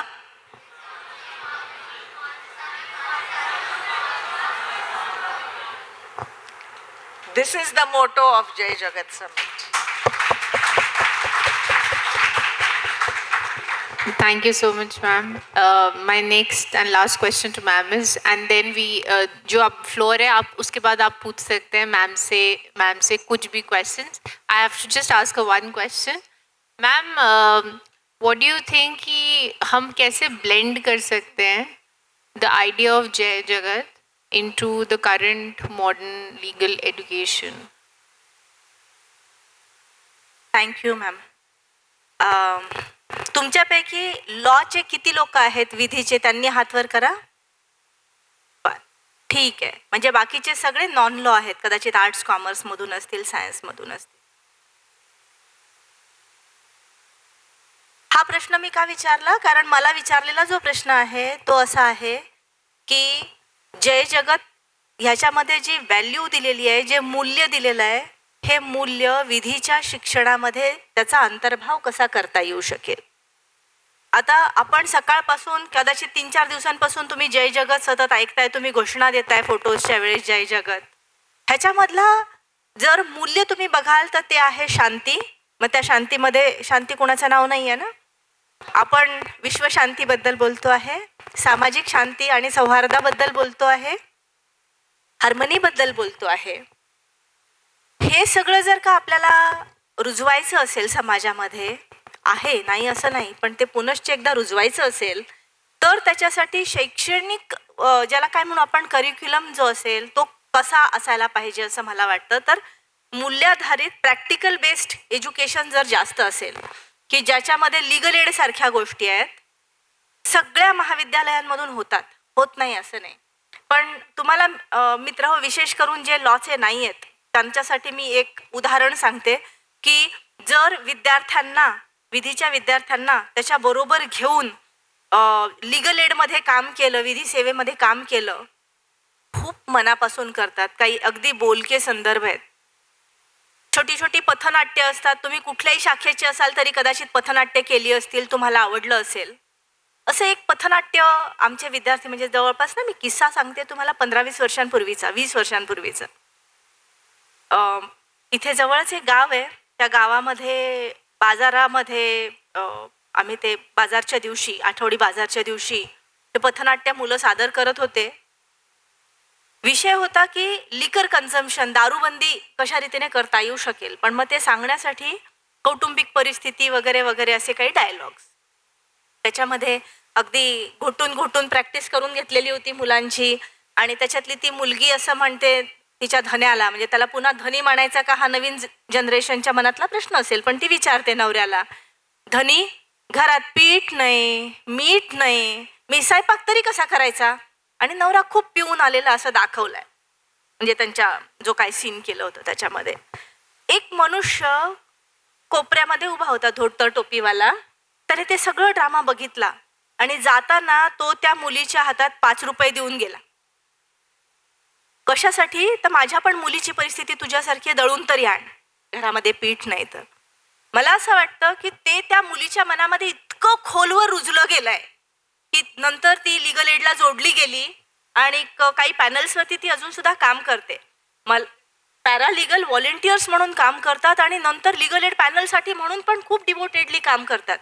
मला असं वाटतं फक्त फोटोसाठी नाही, फक्त टाळ्यांसाठी नाही, फक्त पेपरमध्ये येण्यासाठी नाही, पण खऱ्या अर्थाने आपण जेव्हा हे मूल्य म्हणून मुलांच्या मनामध्ये रुजवू शकू की ते कायमस्वरूपी सामाजिक बांधिलकी म्हणून ही कामं करू लागतील. मग त्याच्यामध्ये ADR सारखे बाकीचे विषय असतील की मेडिएशन असेल, कन्सिलिएशन असेल, की ज्याच्या माध्यमातून, किंवा मला सांगायला अत्यंत आनंद आणि अभिमान वाटतो की जस्टिस साधना जाधव मॅडमने सुरू केलेला एक उपक्रम होता, जितकं प्री लिटिगेशन काउन्सिलिंग सेंटर. जे मॅडमनी मुंबईला सुरुवात केली आणि औरंगाबादला पण त्यांनी, म्हणजे आत्ताचं छत्रपती संभाजीनगरला त्यांनी खूप मायेनी इथे सेंटर तयार केलं. त्याच्यामध्ये सुरुवातीचं जे हे होते पॅनलिस्ट होते, मॅडमनी माझ्यावरही विश्वास दाखवला होता आणि मी त्यांच्याबरोबर त्या पॅनलमध्ये काम केलं. जितके तंटे बखेडे हे आपण शांततामय मार्गाने, तडजोडी करू शकू तितके प्रश्न कोर्टात जाणार नाहीत, कारण प्रश्न कोर्टात गेले की ते कायमचे प्रश्न राहतात, उत्तर कोर्टाकडून मिळालं तरी. या गोष्टीवर मॅडमचा विश्वास होता. म्हणजे मला असं वाटतं की हो, खूप मोठ्या प्रमाणामध्ये. तर ह्या ज्या गोष्टी आहेत ना, कदाचित तुम्ही लॉचे असाल किंवा नसाल, एक मूल्य म्हणून आपल्याला शिक्षण व्यवस्थेने दिलं पाहिजे की जिथे जिथे छोटे छोटे तंटे आहेत, भांडणं आहेत, ते आपण सामोपचाराने एकमेकांच्या संवादाने ते सोडवू शकू का. आणि मला असं वाटतं की शिक्षणामध्ये नक्कीच इतकं बळ असतं. मैडम, आपने मुझे सिलेबस के बारे में पूछा, तो अगर सिलेबस में इसको ज़्यादा वेटेज देके, अभी क्या है कि कमर्शियल लॉज है, जैसे आपने बोला फर्म है, कॉर्पोरेट सेक्टर है, बच्चों का उधर जाने का मन भी होता है, जितना वो पे करेंगे उससे ज़्यादा वो कमाना भी चाहते हैं. लेकिन what about their social responsibility. अगर ये सोशल रिस्पॉन्सिबिलिटी उनके मन में तैयार करना है, तो it is our responsibility. That is what we think. May it be university, may it be colleges, जिसमें प्रैक्टिकल अप्रोच और जिसमें पीस बिल्डिंग का काम अगर होता है, तो हो सकता है कि जिस तरह से शिक्षक करके मैं बच्चों के साथ पेश आती हूँ, जिस तरह से मेरा बर्ताव है, शायद उसमें भी मुझे सुधार लाना पड़ेगा. क्योंकि अगर मैं ही चिल्ला चिल्ली करके बच्चों के साथ बात कर रही हूँ, तो I can't expect them to be very normal while talking to me. एक बदलाव की ज़रूरत है. वो बदलाव बच्चे और हम मिलके ज़रूर समाज में ला सकते हैं, ऐसे मुझे लगता है. उसमें कोर्स कंटेंट की बहुत अहमियत रखती है. Thank you ma'am. अब मैं अपनी लवली ऑडियंस से चाहूँगी कि वो लोग थोड़े क्वेश्चंस पूछे. कुछ आपको मैम, दोनों मैम से कुछ पूछना है, so please, most welcome. Hello madam, मी राहुल रंगारकर, डॉक्टर पंजाबराव देशमुख लॉ कॉलेजमधील अमरावतीमधील. मी सुद्धा एक लॉ स्टुडंट आहे. मला असा प्रश्न विचारायचा आहे की जेव्हा आपण नवीन वकील तयार होतो प्रॅक्टिससाठी, तर नवीन प्रॅक्टिस सुरू असताना अशा कोणत्या चुका करू नये वकिलाने, आणि अशा कोणत्या गोष्टी टाळाव्या, आणि असे कोणता नवीन गुण आत्मसात करावा, असं मला तुमच्या अनुभवातून माहीत करून घ्यायचं आहे. आणि मॅडम, हा एक माझे आणखी 2 क्वेश्चन आहे. हां, एक कट्टे ना. हां, आता एक घटना झाली सध्याच लंडनच्या एका हायकोर्टमध्ये, जे एका वकिलांनी जो पूर्ण एव्हिडन्स, त्यांचे बयान घेणे, त्यानंतर प्रेझेंट करणं, हे पूर्ण AI मार्फत केलेलं आहे. तर आणि त्यांनी ते तिथे केलं. मला अशी भीती आहे की आता सध्याच्या कंडिशनमध्ये काही असे फील्ड आहे की तिथे पूर्ण वर्क हे रोबोट करत आहे. इन फ्युचरमध्ये भविष्यात पण AI मार्फत, आता सध्या AI मार्फत पूर्ण लिटिगेशन होत आहे थोडंफार, आणि तो भविष्यात मग रोबोटच हे करू शकणार का? हा, हे तर नाही होणार. मग आम्ही असं काय केलं पाहिजे की हे नाही झालं पाहिजे, ते काहीतरी करावं लागेल ना आम्हाला. आणि तिसरा क्वेश्चन करू आज. मी 3rd जनरेशन ॲडव्होकेट होणार भविष्यामध्ये मॅडम. Yes ma'am. ओके. हां, तर आता मी माझ्या वडिलांसोबत जातो तर बघतो भरपूर असे एकदम पुअर घरचे असतात की त्यांना ॲटोन यासाठी पण पैसे नसतात. तर कोर्टामध्ये एका मुलीने खावटीचा दावा टाकला एकावर. 498ची केस पण चालू आहे, आणि तिला खावटी मंजूर पण झाली, आणि तिला 8 महिन्याचा बेबी आहे. ती अत्यंत गरीब घरची मुलगी आहे. तिचं कोर्टापासून 20 किलोमीटर दूर घर आहे. मी स्वतः प्रत्यक्ष बघितलं. ती मुलगी त्या मुलाला घेऊन, त्याच्या बाळाला घेऊन पैदल आली आहे, पैदल गेलेली आहे, रस्त्यात थांबून गेलेली आहे, ती चप्पल तुटलेली आहे. तर मग अशा जे हे आहेत, मला माहीत आहे फ्री लिगल एड आहे 490. पहिलं म्हणजे तुम्ही स्वतःला धन्य मानलं पाहिजे. Yes ma'am. की you are a 3rd generation lawyer. Yes I am. Right? Yes, ma'am. Now I will tell you something about me and see what you can learn from me. Yeah. I am a 1st generation lawyer. Okay, ma'am. माझ्या दोन्ही घरी, म्हणजे मी शेतकरी कुटुंबातली आहे. Okay. मी आधी MA केलं आणि मग law केलं. Yes. जसं काही ठरलेलं नव्हतं, ठीक आहे. पण माझी परिस्थिती अशी होती की मी कोर्टात आल्यावर पहिले 2 डायरेक्ट हायकोर्टात सुरुवात केली. माझे सहकारी आहेत इथे काही. तर पहिले 4 दिवस तर असं होतं की मला सर्क्युलेशन काय आहे हे देखील माहिती नव्हतं. Yes ma'am. डायरेक्ट हायकोर्टात यायला सुरुवात केली खरं, पण काहीही माहिती नव्हतं मला. येस. नशिबाने म्हणा किंवा माझे जे काही चांगले कर्म असतील मोठ्यांच्या आशीर्वादामुळे मला सिनियर खूप चांगले मिळाले, त्यांच्याकडून खूप काही शिकता आलं. प्रश्न हा आहे, तुम्ही मला म्हणालात की ह्या वकिली पेशात काय कराय.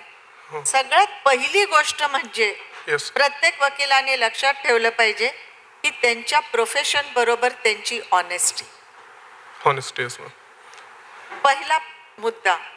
आणि ऑनेस्टी म्हणजे काय, आम्ही खूप पुस्तक वाचले, मी खूप कायदा वाचला, ही ऑनेस्टी नाही. तुमच्याकडे जो लिटिगंट येतोय तुम्ही त्याचं काम किती ऑनेस्टली करता हे फार महत्वाचं आहे. की कुणालाही मिसलीड करू नका. कुठल्याही पक्षकाराला कधीही मिसलीड करू नका.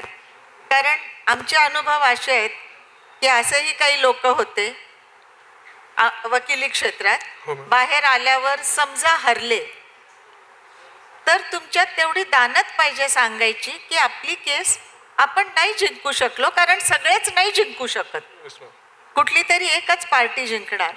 पण ह्याचा अर्थ हा नाही की तुम्ही तुमच्या क्लायंटला सांगणार अरे काय सांगू, ह्या जजला ना काही कळतच नाही. ही जी वृत्ती आहे ना, ही पहिल्यांदा वकील व्हायच्या आधी ही वृत्ती डोक्यातून घालून टाकायला पाहिजे की आपल्याला जे कळतं तेच सर्वश्रेष्ठ आणि वरती बसलेल्याला काहीच कळत नाही. कारण न्यायालयावर पण एक जबाबदारी असते. त्यांच्या समोर फक्त ती केस नाहीये, त्या केसमधून निघणारा सामाजिक प्रश्न पण आहे. हा झाला पहिला प्रश्न. दुसरा तुमचा प्रश्न होता AI चा. त्याच्याबद्दल तुम्ही लोकांनी काहीही भीती बाळगायची गरज नाही. AI is just to aid. It is just aid. No AI can replace a human brain. वकील किंवा जजसाठी लागणारी कंपॅशन, काय म्हणू आपण कंपॅशन, गरज नाही, संहिष्णुता, अनुकंपता. अरे हा, इथे बसल्यात, मी इथे काय विचारतीये, सॉरी. तर जे कंपॅशन हवंय, जी भावना हवी आहे, जी जागरूकता हवी आहे समाजाची, ती तुम्ही AI कडून मिळवू शकत नाही. AI तुम्हाला मदत करेल की बाबा तू जी केस बघतोयस त्याच्या आधी जजमेंट मध्ये हे झालेलं आहे, पण त्याच्या पलीकडे तुम्ही जर AI वापरत असाल तर तुम्ही बघितलंय काय व्हायला लागलंय. आणि ते कळतं की तुम्ही तुमची बुद्धी वापरली आहे का तुम्ही तुमचा माऊस वापरलाय, हे लगेच कळतं. त्याच्यात काही हे नाही. आता दुसरी गोष्ट तुम्ही जे सांगत होते गरिबीचं किंवा 498A चं, असं नाहीये की कोर्टाला हे कळत नाही. कोर्टाला कळतं, पण तुम्ही जे गाईड केलं पाहिजे.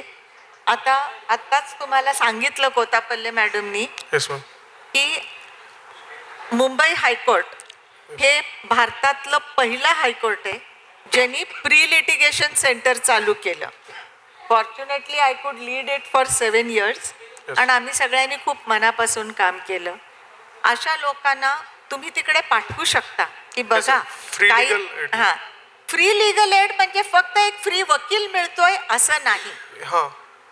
समजून घ्या. तुम्ही कुठल्या जिल्ह्यातले, परभणी? Yes ma'am.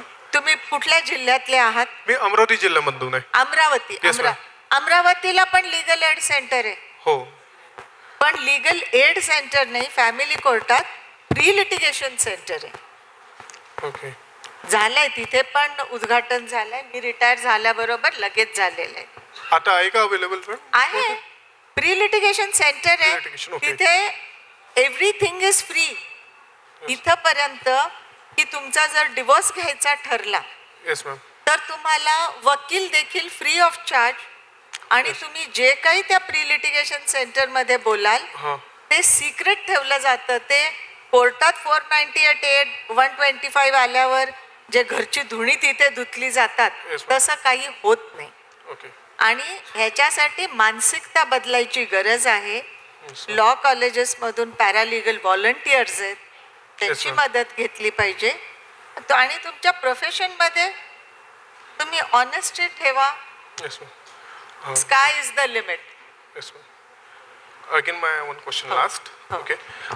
मी एक केस बघितली आहे 323 अँड 324 वगैरे समथिंग, ज्याच्यावर ते चार्ज आहे तो दोन्ही हातांनी मॅम अपंग आहे लुला, आणि त्याच्यावर यांना 323 आणि 324 आहे मॅम. मला हे नाही समजत आहे FIR कसं घेतलं, ती केस कशी गेल.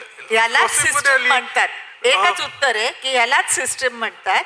थोडा रिसर्च करा, असे जजमेंट्स आहेत. Yes ma'am. आता मी सांगू नाही शकणार, माझे पण स्वतःचे आहेत. जरा शोधून बघा. त्याच्यातून कदाचित याच्यासाठी मॅडम जे खोटे FIR होत आहे त्यासाठी आपण काही त्याला पर्याय नाही. हे बघा, लोकांनी काय करावं आणि काय करू नाही ओके. ह्याच्यावर तुमचा कंट्रोल नाहीये. Yes ma'am. पण कोर्टासमोर सत्य कसं आणायचं ही मात्र तुमची जबाबदारी. Okay ma'am. बरोबर आहे. येस. आणि ठीक. You have a bright. Thank you ma'am. Good afternoon, ma'am. Myself Shrutika Shinde. I'm not from the law field, but I'm in science field. My major is environment, and I study BSc first year in minor chemistry also. My questions are cleared, but I'm the by Garima ma'am. There were the 3 questions, and it has my whole questions answer. Nothing else. And that were the main question which was coming in my mind literally. Then ma'am have asked it, then I feel, oh no, the question is asked now. So after a part of this, I want to ask what should be the skills especially for girls will you prefer, means what skills should girls should be prefer? Skills that is any hard skills or soft skills preferred by the girls, this generation girls, Gen Zs, if you will prefer so. All the skills that would be required for the human sustenance. No, emotional intelligence, one of that No, is I'm not soft talking skill. of emotional. Yes. Human. So Okay. let it be gender neutral. Okay. May it be he, she, or even it, whoever. Okay. All the skills that are to be imbibed by a male person to be imbibed by female, inclusive of courageousness additionally. Can we have the last question because we need to wind up? Ma'am, biographies you will suggest anyone, or you like which is your favorite biographies? Which is your favorite? Biographies. Which is favorite biographies? There are Your lots favorite biographies. there are lots and lots of biographies. I will tell you. You can read the biography of Indira Gandhi. Okay. You can read the biography of Sarojini Naidu. Right? You will see from there. Even actresses, even if you read, Okay. you will see what difficulties they had in that young age. Right? Read the biography of Bajpayee. Is it not? Since you are from economics background, Manmohan Singh's biography, you should read about what work he has done. So much of work he actually did. And because he didn't speak much, so people think to take a back seat, which is not true. He was a brilliant man. So as an economist person, I think you should target such people. No, See ma'am, their journey. I have till environment, not economics. Achha, environment. Environment. Oh, so environment. And ma'am, you have told that. Can we just take the last question because we have to wind up? Only one questions. Hello ma'am. Hello everyone. I am Khushi Chauhan, pursuing BA LLB. I am studying in Punjab Rao Deshmukh College, Amravati. So my question is, what would be that one piece of advice that you would like to give us as budding lawyer, so we would become an expert advocate from an average advocate? I don't know whether you were paying attention when I was speaking to the earlier lawyer, your colleague. I was saying that the first thing is honesty towards your profession. And if you are talking of expertise, see, a lawyer is a lawyer. First thing, as girls, I will tell you all, don't expect anything from the courts or from anyone only because you are a woman. You have been given a sanad as a lawyer, not as a lady lawyer. Right? So there the profession is gender neutral. And secondly, because most of the times the girls think that we are women, why don't the judges understand that we are asking for something? Get over that. That mindset is the worst mindset for any lady lawyer. And secondly, there is no alternative to hard work. In a lighter vein, I would tell all the people who are studying law, this was the mantra of my senior.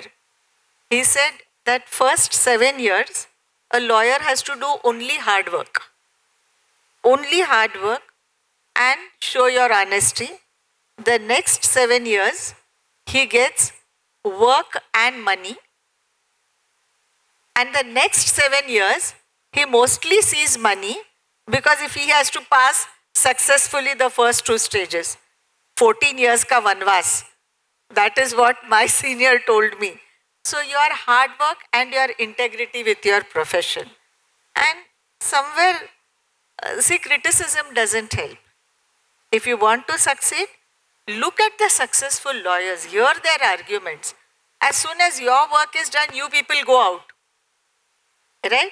In my office, the juniors never went to the canteen. I used to just ask, where are they? Spend your time in the courtrooms. And yours is a blessed generation. You'll have everything at the click of a finger. It was our generation, we had to see loads of books. Right?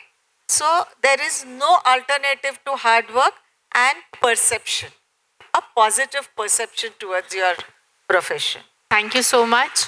With this, we've come to the end of the panel discussion. And I would, a big thank you to all the participants. You have been really a delight to be here.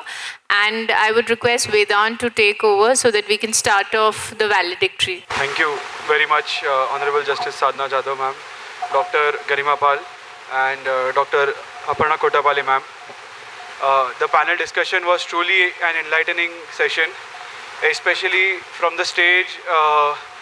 A retired High Court judge very expressly talking about some of the most important contemporary topics like the protest, the NEET paper leak and all. I think this speaks for itself that how strong the entire institution is and that requires courage, which Justice Sadhna Jadhav ma'am had to speak it on the stage.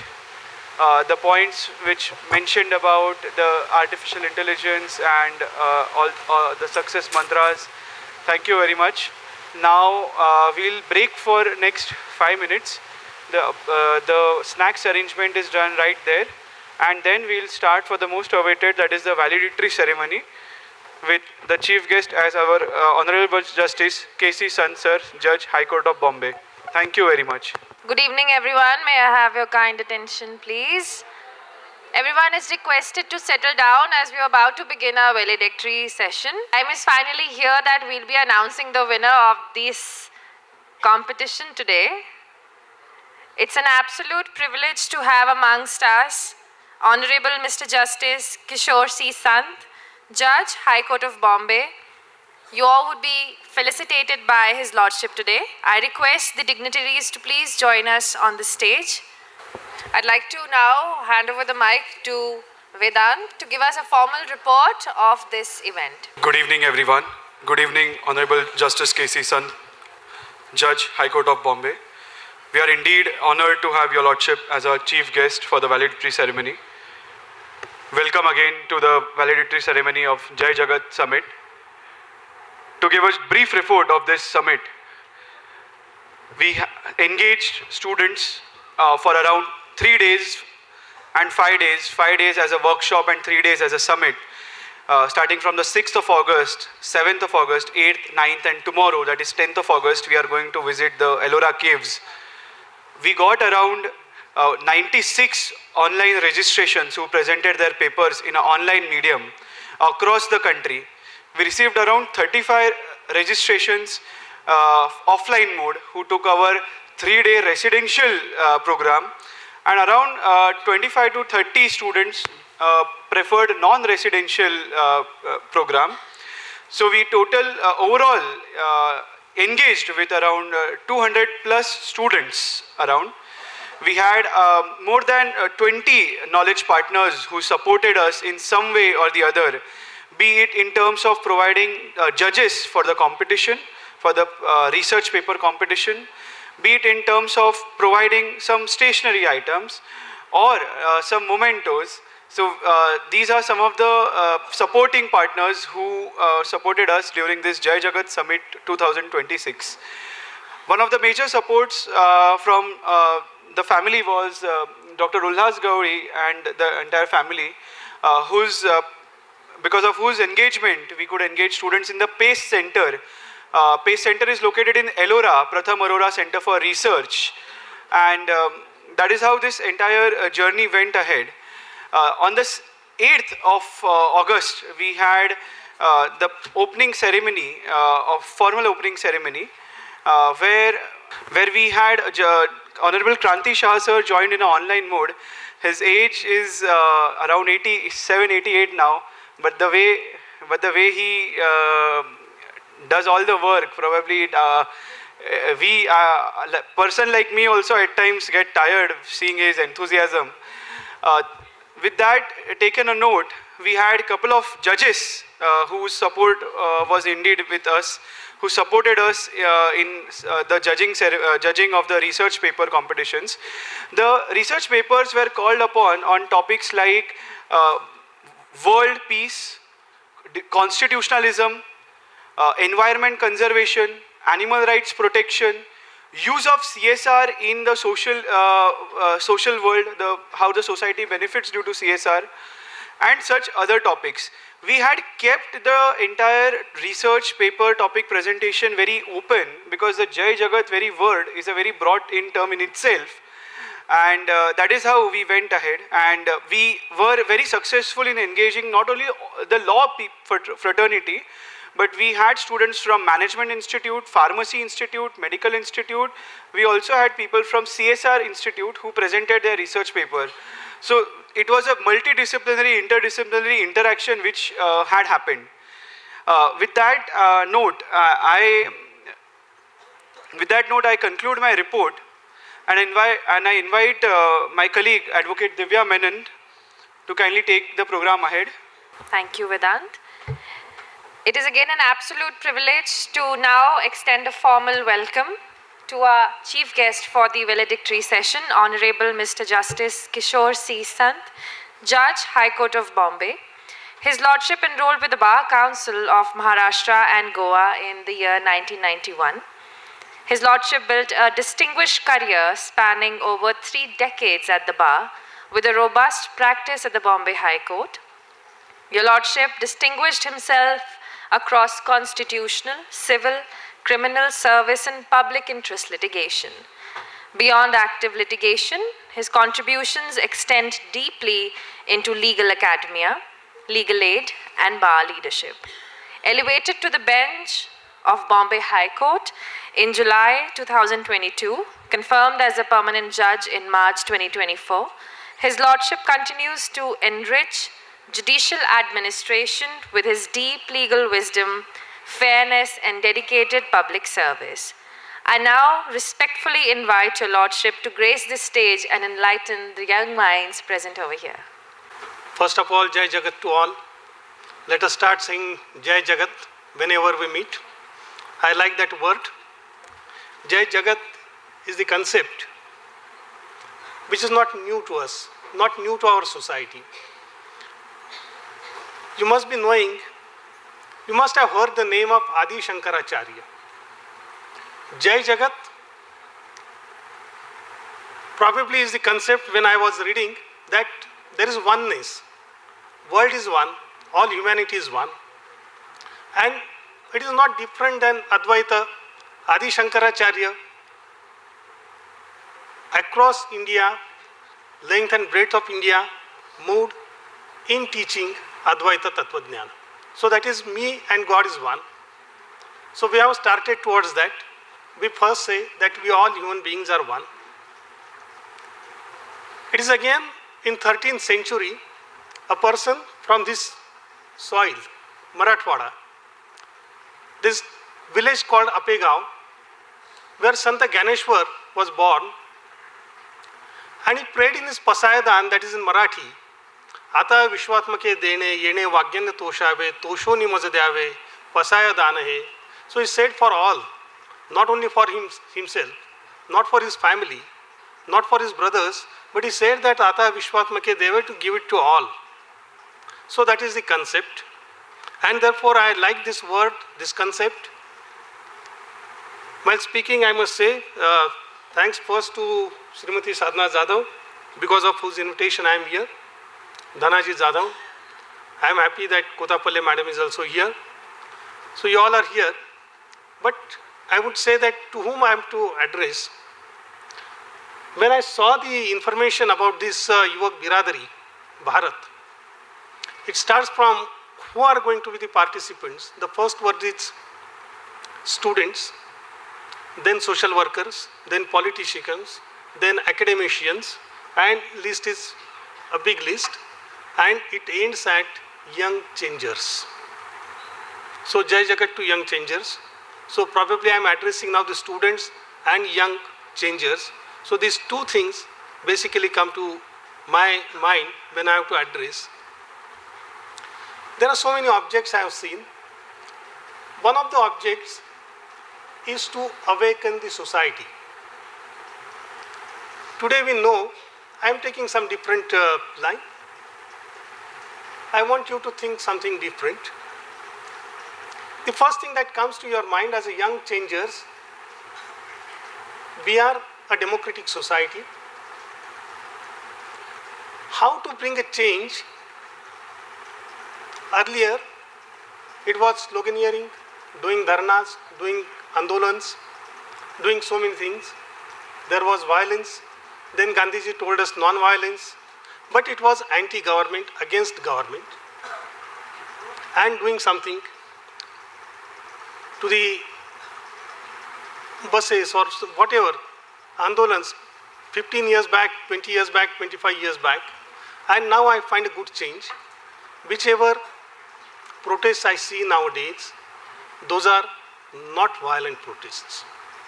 And that is what I have to think, that makes me to think that this Jain Ji, what they have given us since last 10-15 years, is that everything can be attained, can be taken without resorting to any violent means.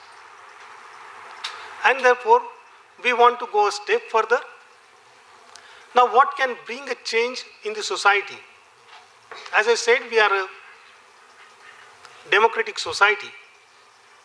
So to bring a change, what we need to do is to vote consciously. How many of you think that people around them, while voting, use their conscience? Or they go on some other criteria, maybe religious, maybe ideology, maybe political ideologies. Do you think that every person who goes to vote thinks sufficiently before he goes to vote? Do you think so? I hardly believe that people think so much or what is required. They don't go on that. They go on ideology. They go on some emotional issues. They go on regionalism. They go on communalism. And they go on thinking so many other things. But when you are to vote for a corporator in the municipal council, municipal corporation, it may be a smaller town, village panchayat, everybody will think this person belongs to this party and therefore I am going to vote him. All right, no issue. Have you ever thought that he is not to be chosen for ideology? He is to be chosen for giving best facilities in the town. His job is only that. You are not selecting the minister for the country. You are not selecting MP for the country. Why do we think on that lines then? What I want from my corporator, I want good sanitation facilities, good drainage facilities. I want drinking water. And I believe, and you must have said, if there is any other exception, I would welcome it. No corporator convinces on these lines. He will come to you, he will tell how great job my party is doing at the center. How my party has destroyed so and so political party. How my party's ideology is different. And he will not speak on local issues. He will not talk on the local problems. Now every party speaks about corruption. Welcome. There's no dispute about it. Everybody should fight against the corruption. Whether their actions speak, whether their actions are in consonance with what they talk to you. For getting simple revenue entries, people rush to the High Court by approaching 4 to 5 authorities before that. Do you think that for mere revenue entry I have executed sale deed in favor of ABC, and that ABC fights for years together with the machineries to get his name entered into revenue record or property registration card, whatever it is? Why this is so? Our representatives, whether you have any experience, have you seen that any representative coming to you with your office, with the government office, and say that yes, this is the problem and I want to solve this problem? He will give only speech. He will again start saying how his political party fights against the corruption. But he will never help you when the actual problem comes. So this is how I want that the people should think that it should be you being young changers. I want that change firstly to come to you.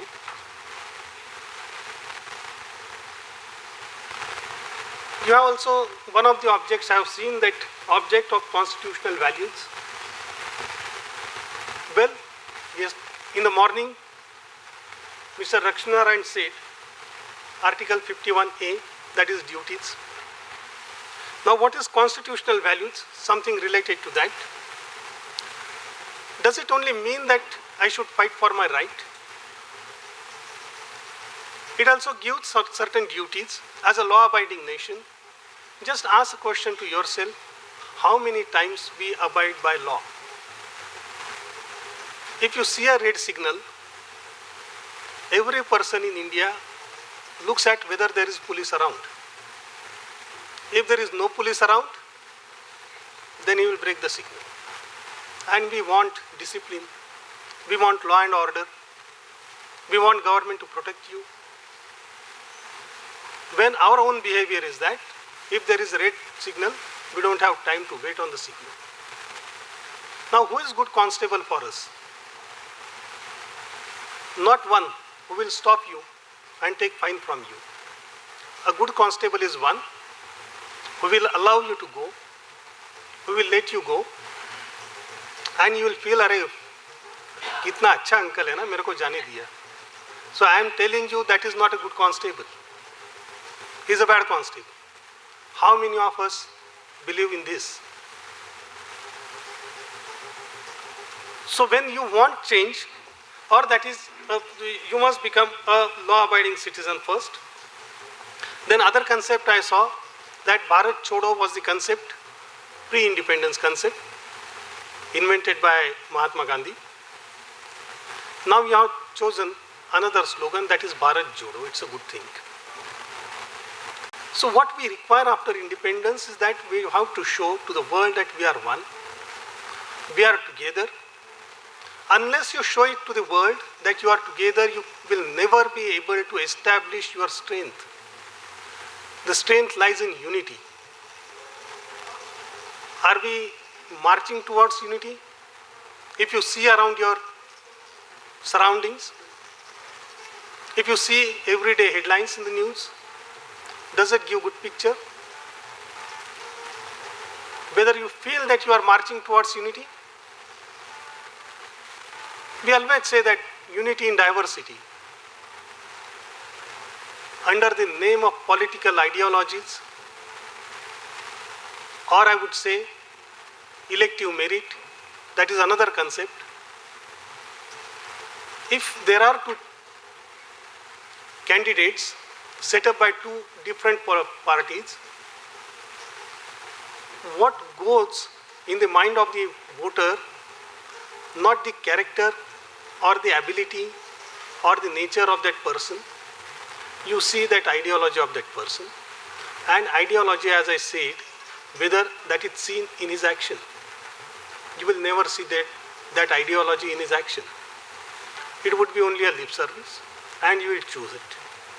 I will just give best example. In election period, there was a nice survey about one constituency.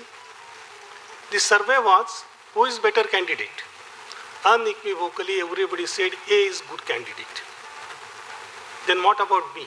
B is also good, but not that good. Who is knowledgeable? A is more knowledgeable. Who has the ability to become minister? A has the ability to become minister. Whether he is corrupt? Absolutely no corrupt. Whether he is surrounded by good people? Yes, good people. Then to whom you will vote? Answer was, we will vote to B. Why? Uski hawa chal rahi hai. This is how Indian voter votes. Believe me, this is how Indian voter votes. So as young changers, I want you to believe that if you have to change the society, if you want to change anything, first learn to vote wisely. I see people discussing political things for all 5 years. 5 years he will tell which minister has done what, which MP has done what, which person has smartly changed the parties to get in power. All we discuss. And how that is not good. Again that we discuss. When the voting day comes, again you forget all that discussion. On that day you vote, and your vote is influenced by some speech on the earlier day. Or your emotions do not permit to vote for someone because you don't feel that person is of your party, your ideology. And believe me, that ideology has now become only a thing to be talk about. No party goes by that. Let me be very open, it's a closed door meeting. And I am not against A party or B party or C party. But you must show to every political party that if your candidate is good, then only will vote for your party. The party which cannot give a good candidate, whether you will still say that no, still the party is good, candidate may be bad. These two things cannot go together. So if you want good political party to come, you must able to tell your party that we want good candidate. If they are not giving good candidate, you are free to vote against that party. What we see is that the voters are loyal. To whom they vote, they are not loyal. Then why? When A or B or C says that we are for you, we are your representative, you must see that every day he talks about you. He is taking your agenda. He is talking about your interest. That hardly happens. Just do you believe that after election you have free access to your representative? How many of you believe that you will have free access to your representative after he is elected? The answer is absolutely, may not be absolutely, there may be good exceptions. We do not say no. But it is very difficult to get the answer yes. So this is all what I want you. When you say that we have to change the ideas, then you have to change from yourself. You have to change yourself first, and then only you can achieve that. So what I was again coming to that. Now, initially, what Mahatma Gandhiji said was Bharat Chodo. There was one more movement. What was that movement? Can anybody tell? That was about the law. Yes? Civil disobedience. Have you heard this word? Civil disobedience. Now it is our own government. Representatives are our own representatives. Laws are made by us only. So what we require nowadays is civil obedience, obedience of law. Unless you abide by the law, you cannot expect government to make changes, to make anything. And again, then I would again go back. Now, which organization teaches you all these things which I have said just now? Whether it is on any political party's agenda to make people aware of the rights, do they really help you when you make a complaint about some corruption? If you give some instance, whether your representative supports you,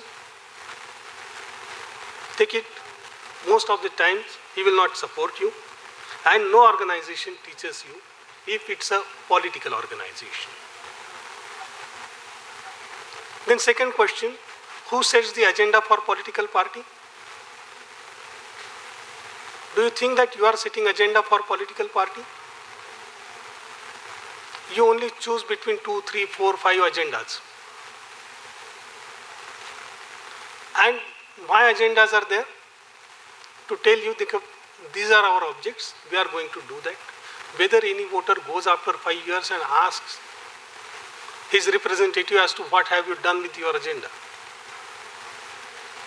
And I would say that even someone, if he is working even 20% on that, I would call him as a good representative.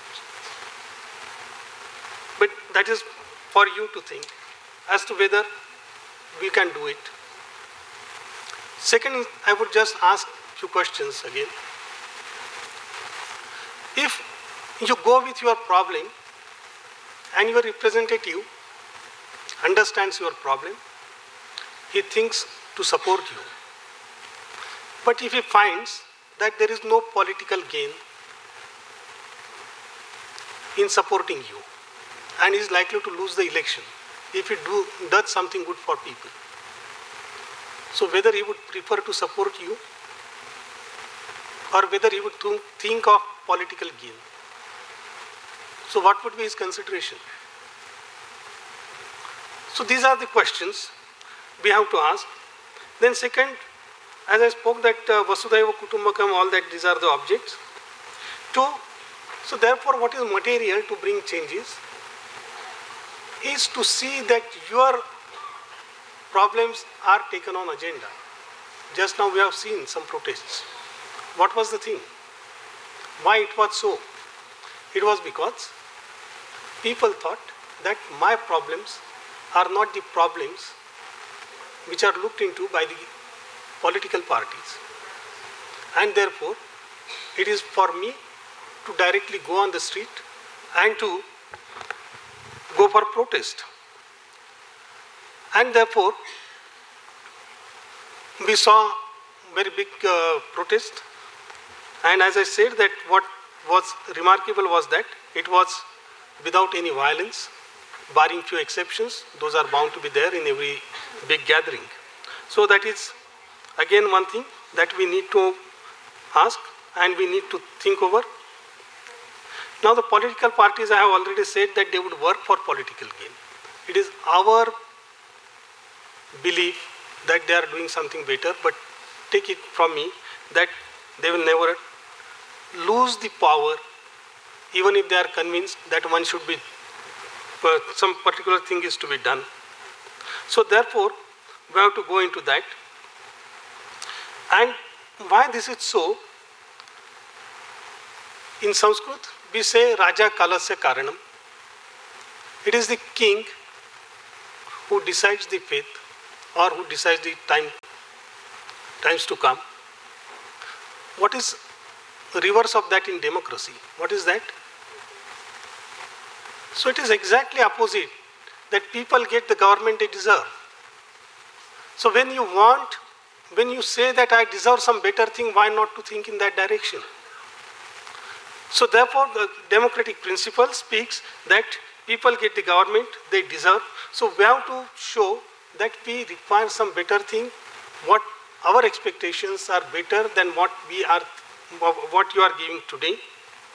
And therefore, you must carefully observe as to whether the representative who is chosen by you is acting as per the promises given to you, as per the agenda set up by the party, or at least as per supports you whenever you require. So that is the way, and constitutional framers very thoughtfully brought the concept of vote, that is secret ballot. As I already said, that on the road you may not support someone, though you want to support.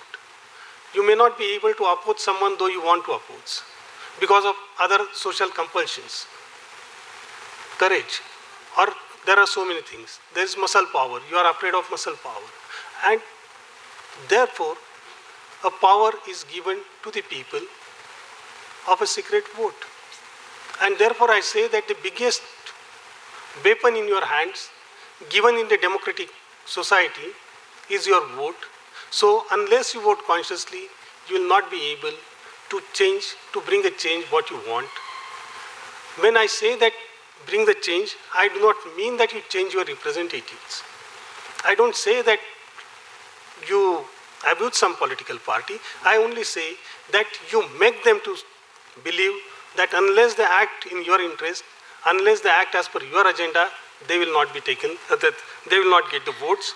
So with this, probably it is not for entire day. I see that you are here. I am not here to test your patience, but these were the thoughts.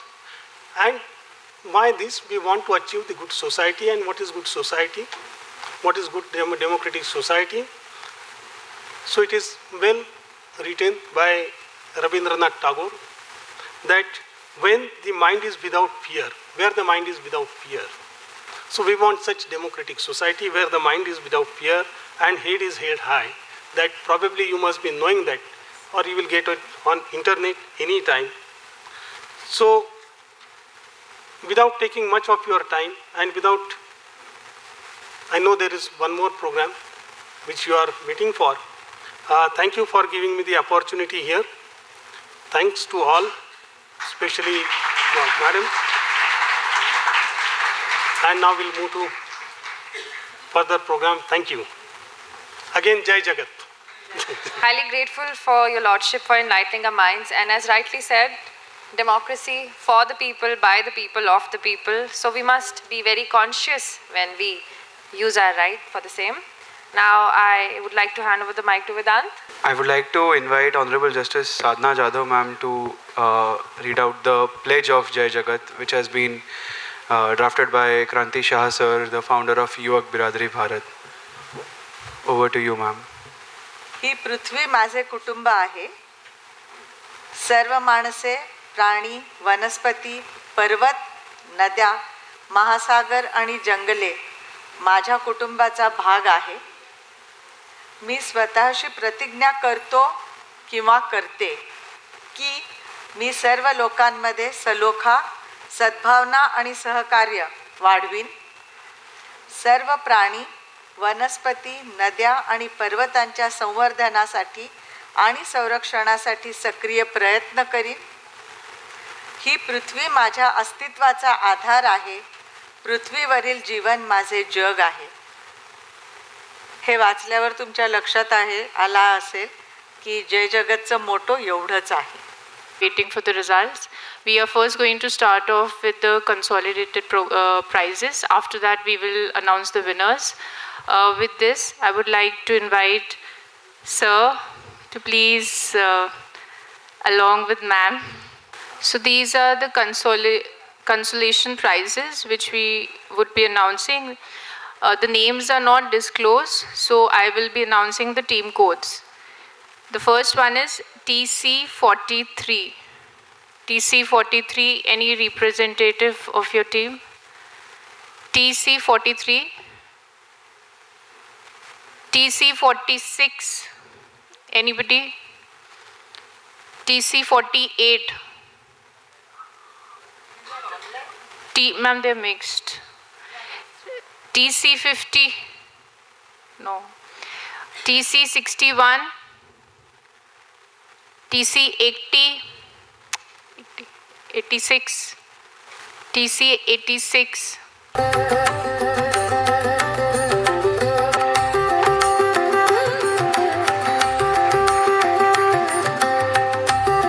61.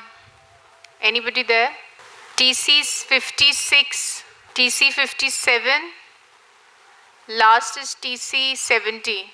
I think all of them are from online. With this, I would announce the winners. The first prize goes to TC 111.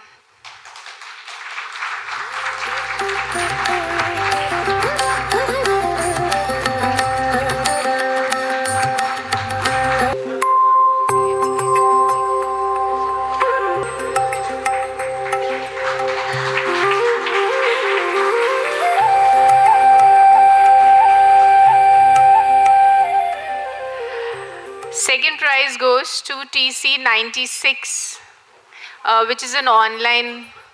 Anybody from TC 9? You there?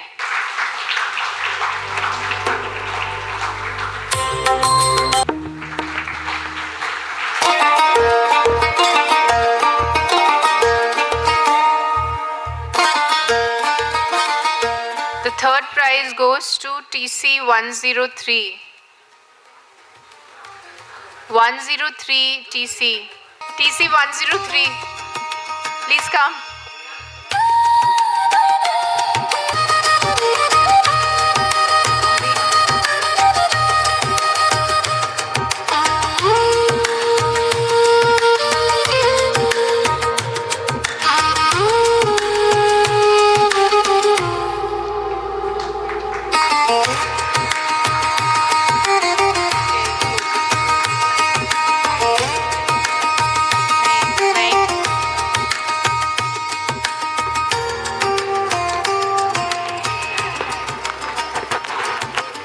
Thank you so much, sir, ma'am. Firstly, want to thank Maharashtra National Law University, the Vice Chancellor and our registrar here. But I also want to thank Professor Lele. He literally helped us from I think last couple of days. He's been with us on ground, off ground. And if he's around, I would request him to please come at the stage, and ma'am would like to felicitate you. Praful sir, efforts, and on behalf of Yuvak Biradari, we really would want to felicitate you. So I would request ma'am.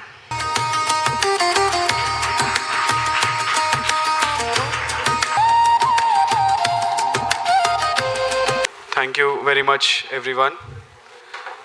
I stand here to present a formal vote of thanks. I request everyone to kindly be seated. First and foremost, I would like to thank Honorable Justice K.C. Sant, Judge, High Court of Bombay, to kindly gracing the valedictory ceremony as the chief guest and enlightening us on the Jai Jagat and the aspects which you gave, very practical grounds. And personally speaking, I was very happy that a sitting judge is also acknowledging the ground realities on an open stage. That is courageous, and we all have learned from you that. I take this opportunity to thank Honorable Justice Sadhna Jadhav ma'am, Dr. Dhanaji Jadhav sir, Registrar MNLU Sambhajinagar, and Mrs. Sant. Thank you very much for gracing the dais. I would also take this opportunity to thank our judges of the panel, judges of our rooms who relentlessly judged our online, offline rounds, because 96 participants online and around 40 participants offline, with a very handful of members coordinating. It was a Herculean task, but finally we have succeeded and concluded that. We would like to thank Professor Dr. Aparna Kotapalli ma'am, Principal, Manikchand Law College. We would like to thank her to kindly getting us the judges on board from Manikchand Law College, Dr. Anju Singh ma'am, Dr. Amruta Zohar ma'am. We would like to thank Dr. Anuradha Shukla ma'am. We would also like to thank Dr. Arati Ranade ma'am, Ms. Sabha. We would also like to thank our other online judges, which includes Mr. Jayant Mainkar, Mr. Abhijit More, and others. we take this opportunity to also thank Kavita Solunkhe ma'am, advocate, government pleader, who has been relentlessly helping us in any and every way possible, be it judging the online rounds, be it judging the offline rounds. Wherever there were gaps, ma'am was there to kindly fill that gaps. In fact, she said that not only I, but my sister, advocate Sarita Solunkhe ma'am, was also very much present on ground to ensure that the judging is happening properly. We would also like to thank Principal of St. Wilford Law College, Dr. Avni Mistry ma'am, to kindly gracing the program. With this, with this long list of judges, we would also like to thank one person whose absentia was actually felt. That is none other than Professor Dr. Bindu Ronald ma'am, whose guidance, leadership and enthusiasm is always motivating not only us but also everyone. And when I talk about, I refer this to Dr. Garima ma'am and Honorable Justice Sadhna Jadhav ma'am, that all these collaborating partners and their authorities are so humble and so accessible that I remember calling Dr. Bindu Ronald ma'am, the Vice Chancellor, at around 10 o'clock in the night and discussing the program schedule. I remember coordinating with Dr. Dhanaji Jadhav sir, directly coordinating with him, with Dr. Aparna Kotapalli ma'am, with others. So I think, as I said, Honorable Justice Jadhav, that the Marathwada is having the grounded and humbleness that all these authorities are so accessible, so humble. And I think that is what I think we all should learn as a part of Jai Jagat, that we all should be grounded, humble and respecting each other. With that, I also want to thank, special thank, I think this thank-giving ceremony will fail if I don't acknowledge the efforts of my team, who has been on ground and also spending sleepless nights for last 4 to 5 days, which includes Siddhak Singh Kohli, who has been, I think, very well driving the car from Ellora to Sambhajinagar. I think 10-15 times he might have done it. Momal Joshi, if Momal is here, she is having fever of around 103, but still she ensured that the score sheets are properly managed and the results are declared properly. Advocate Divya Menon, Khushi Ture, again Khushi Ture extended seeing that that there are a lot of things, a lot of work to be done on plate. Khushi Ture extended her help. Not only her, but you see, again I talk about Marathwada and their humbleness. Khushi Ture's mother extended help within seconds by arranging, say, some buses and all. So I think the summit was successful with all such people contributing in some or the other way. Of course, if I miss this name, I think this summit would be a complete failure. I would use this word, and as Dr. Dhanaji Jadhav sir has also very well mentioned, the last name probably Dr. Garima Pal ma'am, the inspiration, the motivation for us to work. I mean, again, when I talk about humbleness, as I learn how such people are humble, there were some room problems in our accommodation. Dr. Garima Pal ma'am sacrificed her room, slept on the sofa, said that you please use my room, the students should not suffer. She ensured that the breakfast is arranged. She herself sponsored it. She said that no one should be hungry. So I think such very small gestures make the things possible. At last, I would also like to thank the entire Yuvak Biradari team, all the directors of Yuvak Biradari, all the trustees of Yuvak Biradari, which includes Mr. Sachin Vakulkar, Rishikesh Gokhale, and others, the other trustees, including who have been guiding us. And the last person, if I don't take his name, probably I think this summit is also will never happen. The very motivation behind this every concept, Mr. Kranti Shah sir, who at the age of 88, who was suffering from pneumonia for last 3 months, constantly on oxygen cylinder, but still coming to the office at CST from Goregaon, which is around 1 hour of distance of travel, ensuring all the things are done properly, including your accommodation, your travel, everything. And that one-man army is like the inspiration for Yuvak Biradari Bharat. Just one thing which was not mentioned in the prize distribution ceremony, alongside with the certificates and the laurels which they got, they are going to get the prize money also as a token of appreciation. The first prize gets 25,000 rupees, the second prize gets 15,000 rupees, the third prize gets 10,000 rupees, and the 7 consolation prize winners get 7,000 rupees each as a consolation prize. The things don't stop here. The top 25 students, the participants, will get an opportunity to publish their research papers at the Indian Chamber of Commerce for Affirmative Action journal, the top 25 participants. And indeed, these top 25 participants will be going in our further rounds, that is the silver round and the golden round. And one of the products of the golden round and the Jai Jagat Summit is none other than Advocate Divya Menon, who was the participant of Jai Jagat Summit Agra, who was in the top 25, and she cleared the silver round, the golden round, and she was declared as the Yuva Bhushan of the year 2025-26, and with a cash prize of rupees 50,000. So I am hoping that this relation, this journey continues, and we all meet again. And I am quite fond of now the Marathwada region. So definitely. I was telling Mr. Lele sir that now probably I don't remember MNLU Mumbai's administration, how much I remember MNLU-Chhatrapati Sambhajinagar's administration or Manikchand Law College administration. So I think that's the beauty of Marathwada region. With that, I thank everyone, and Jai Jagat, Jai Jagat, Jai Jagat. Hello. We request all the dignitaries and the participants and the guests to kindly stand up for the Pasaidan.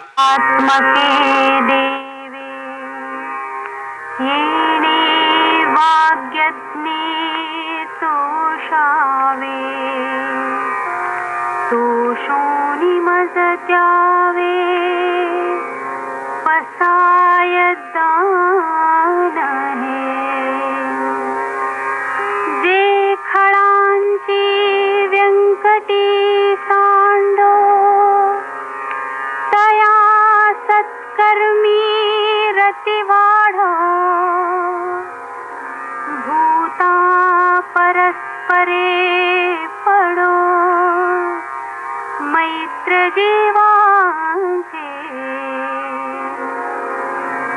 दुरिताचे तिमिरता विश्वस्वधर्म सूर्ये पाहो जो देवांशील तो तेलाह प्राणी वर्षत सकळ मंगळी ईश्वर निष्ठांची मांदियाळी अनवरत भूमंडळी भेट तू भूता चला कल्पतरूंचे आरह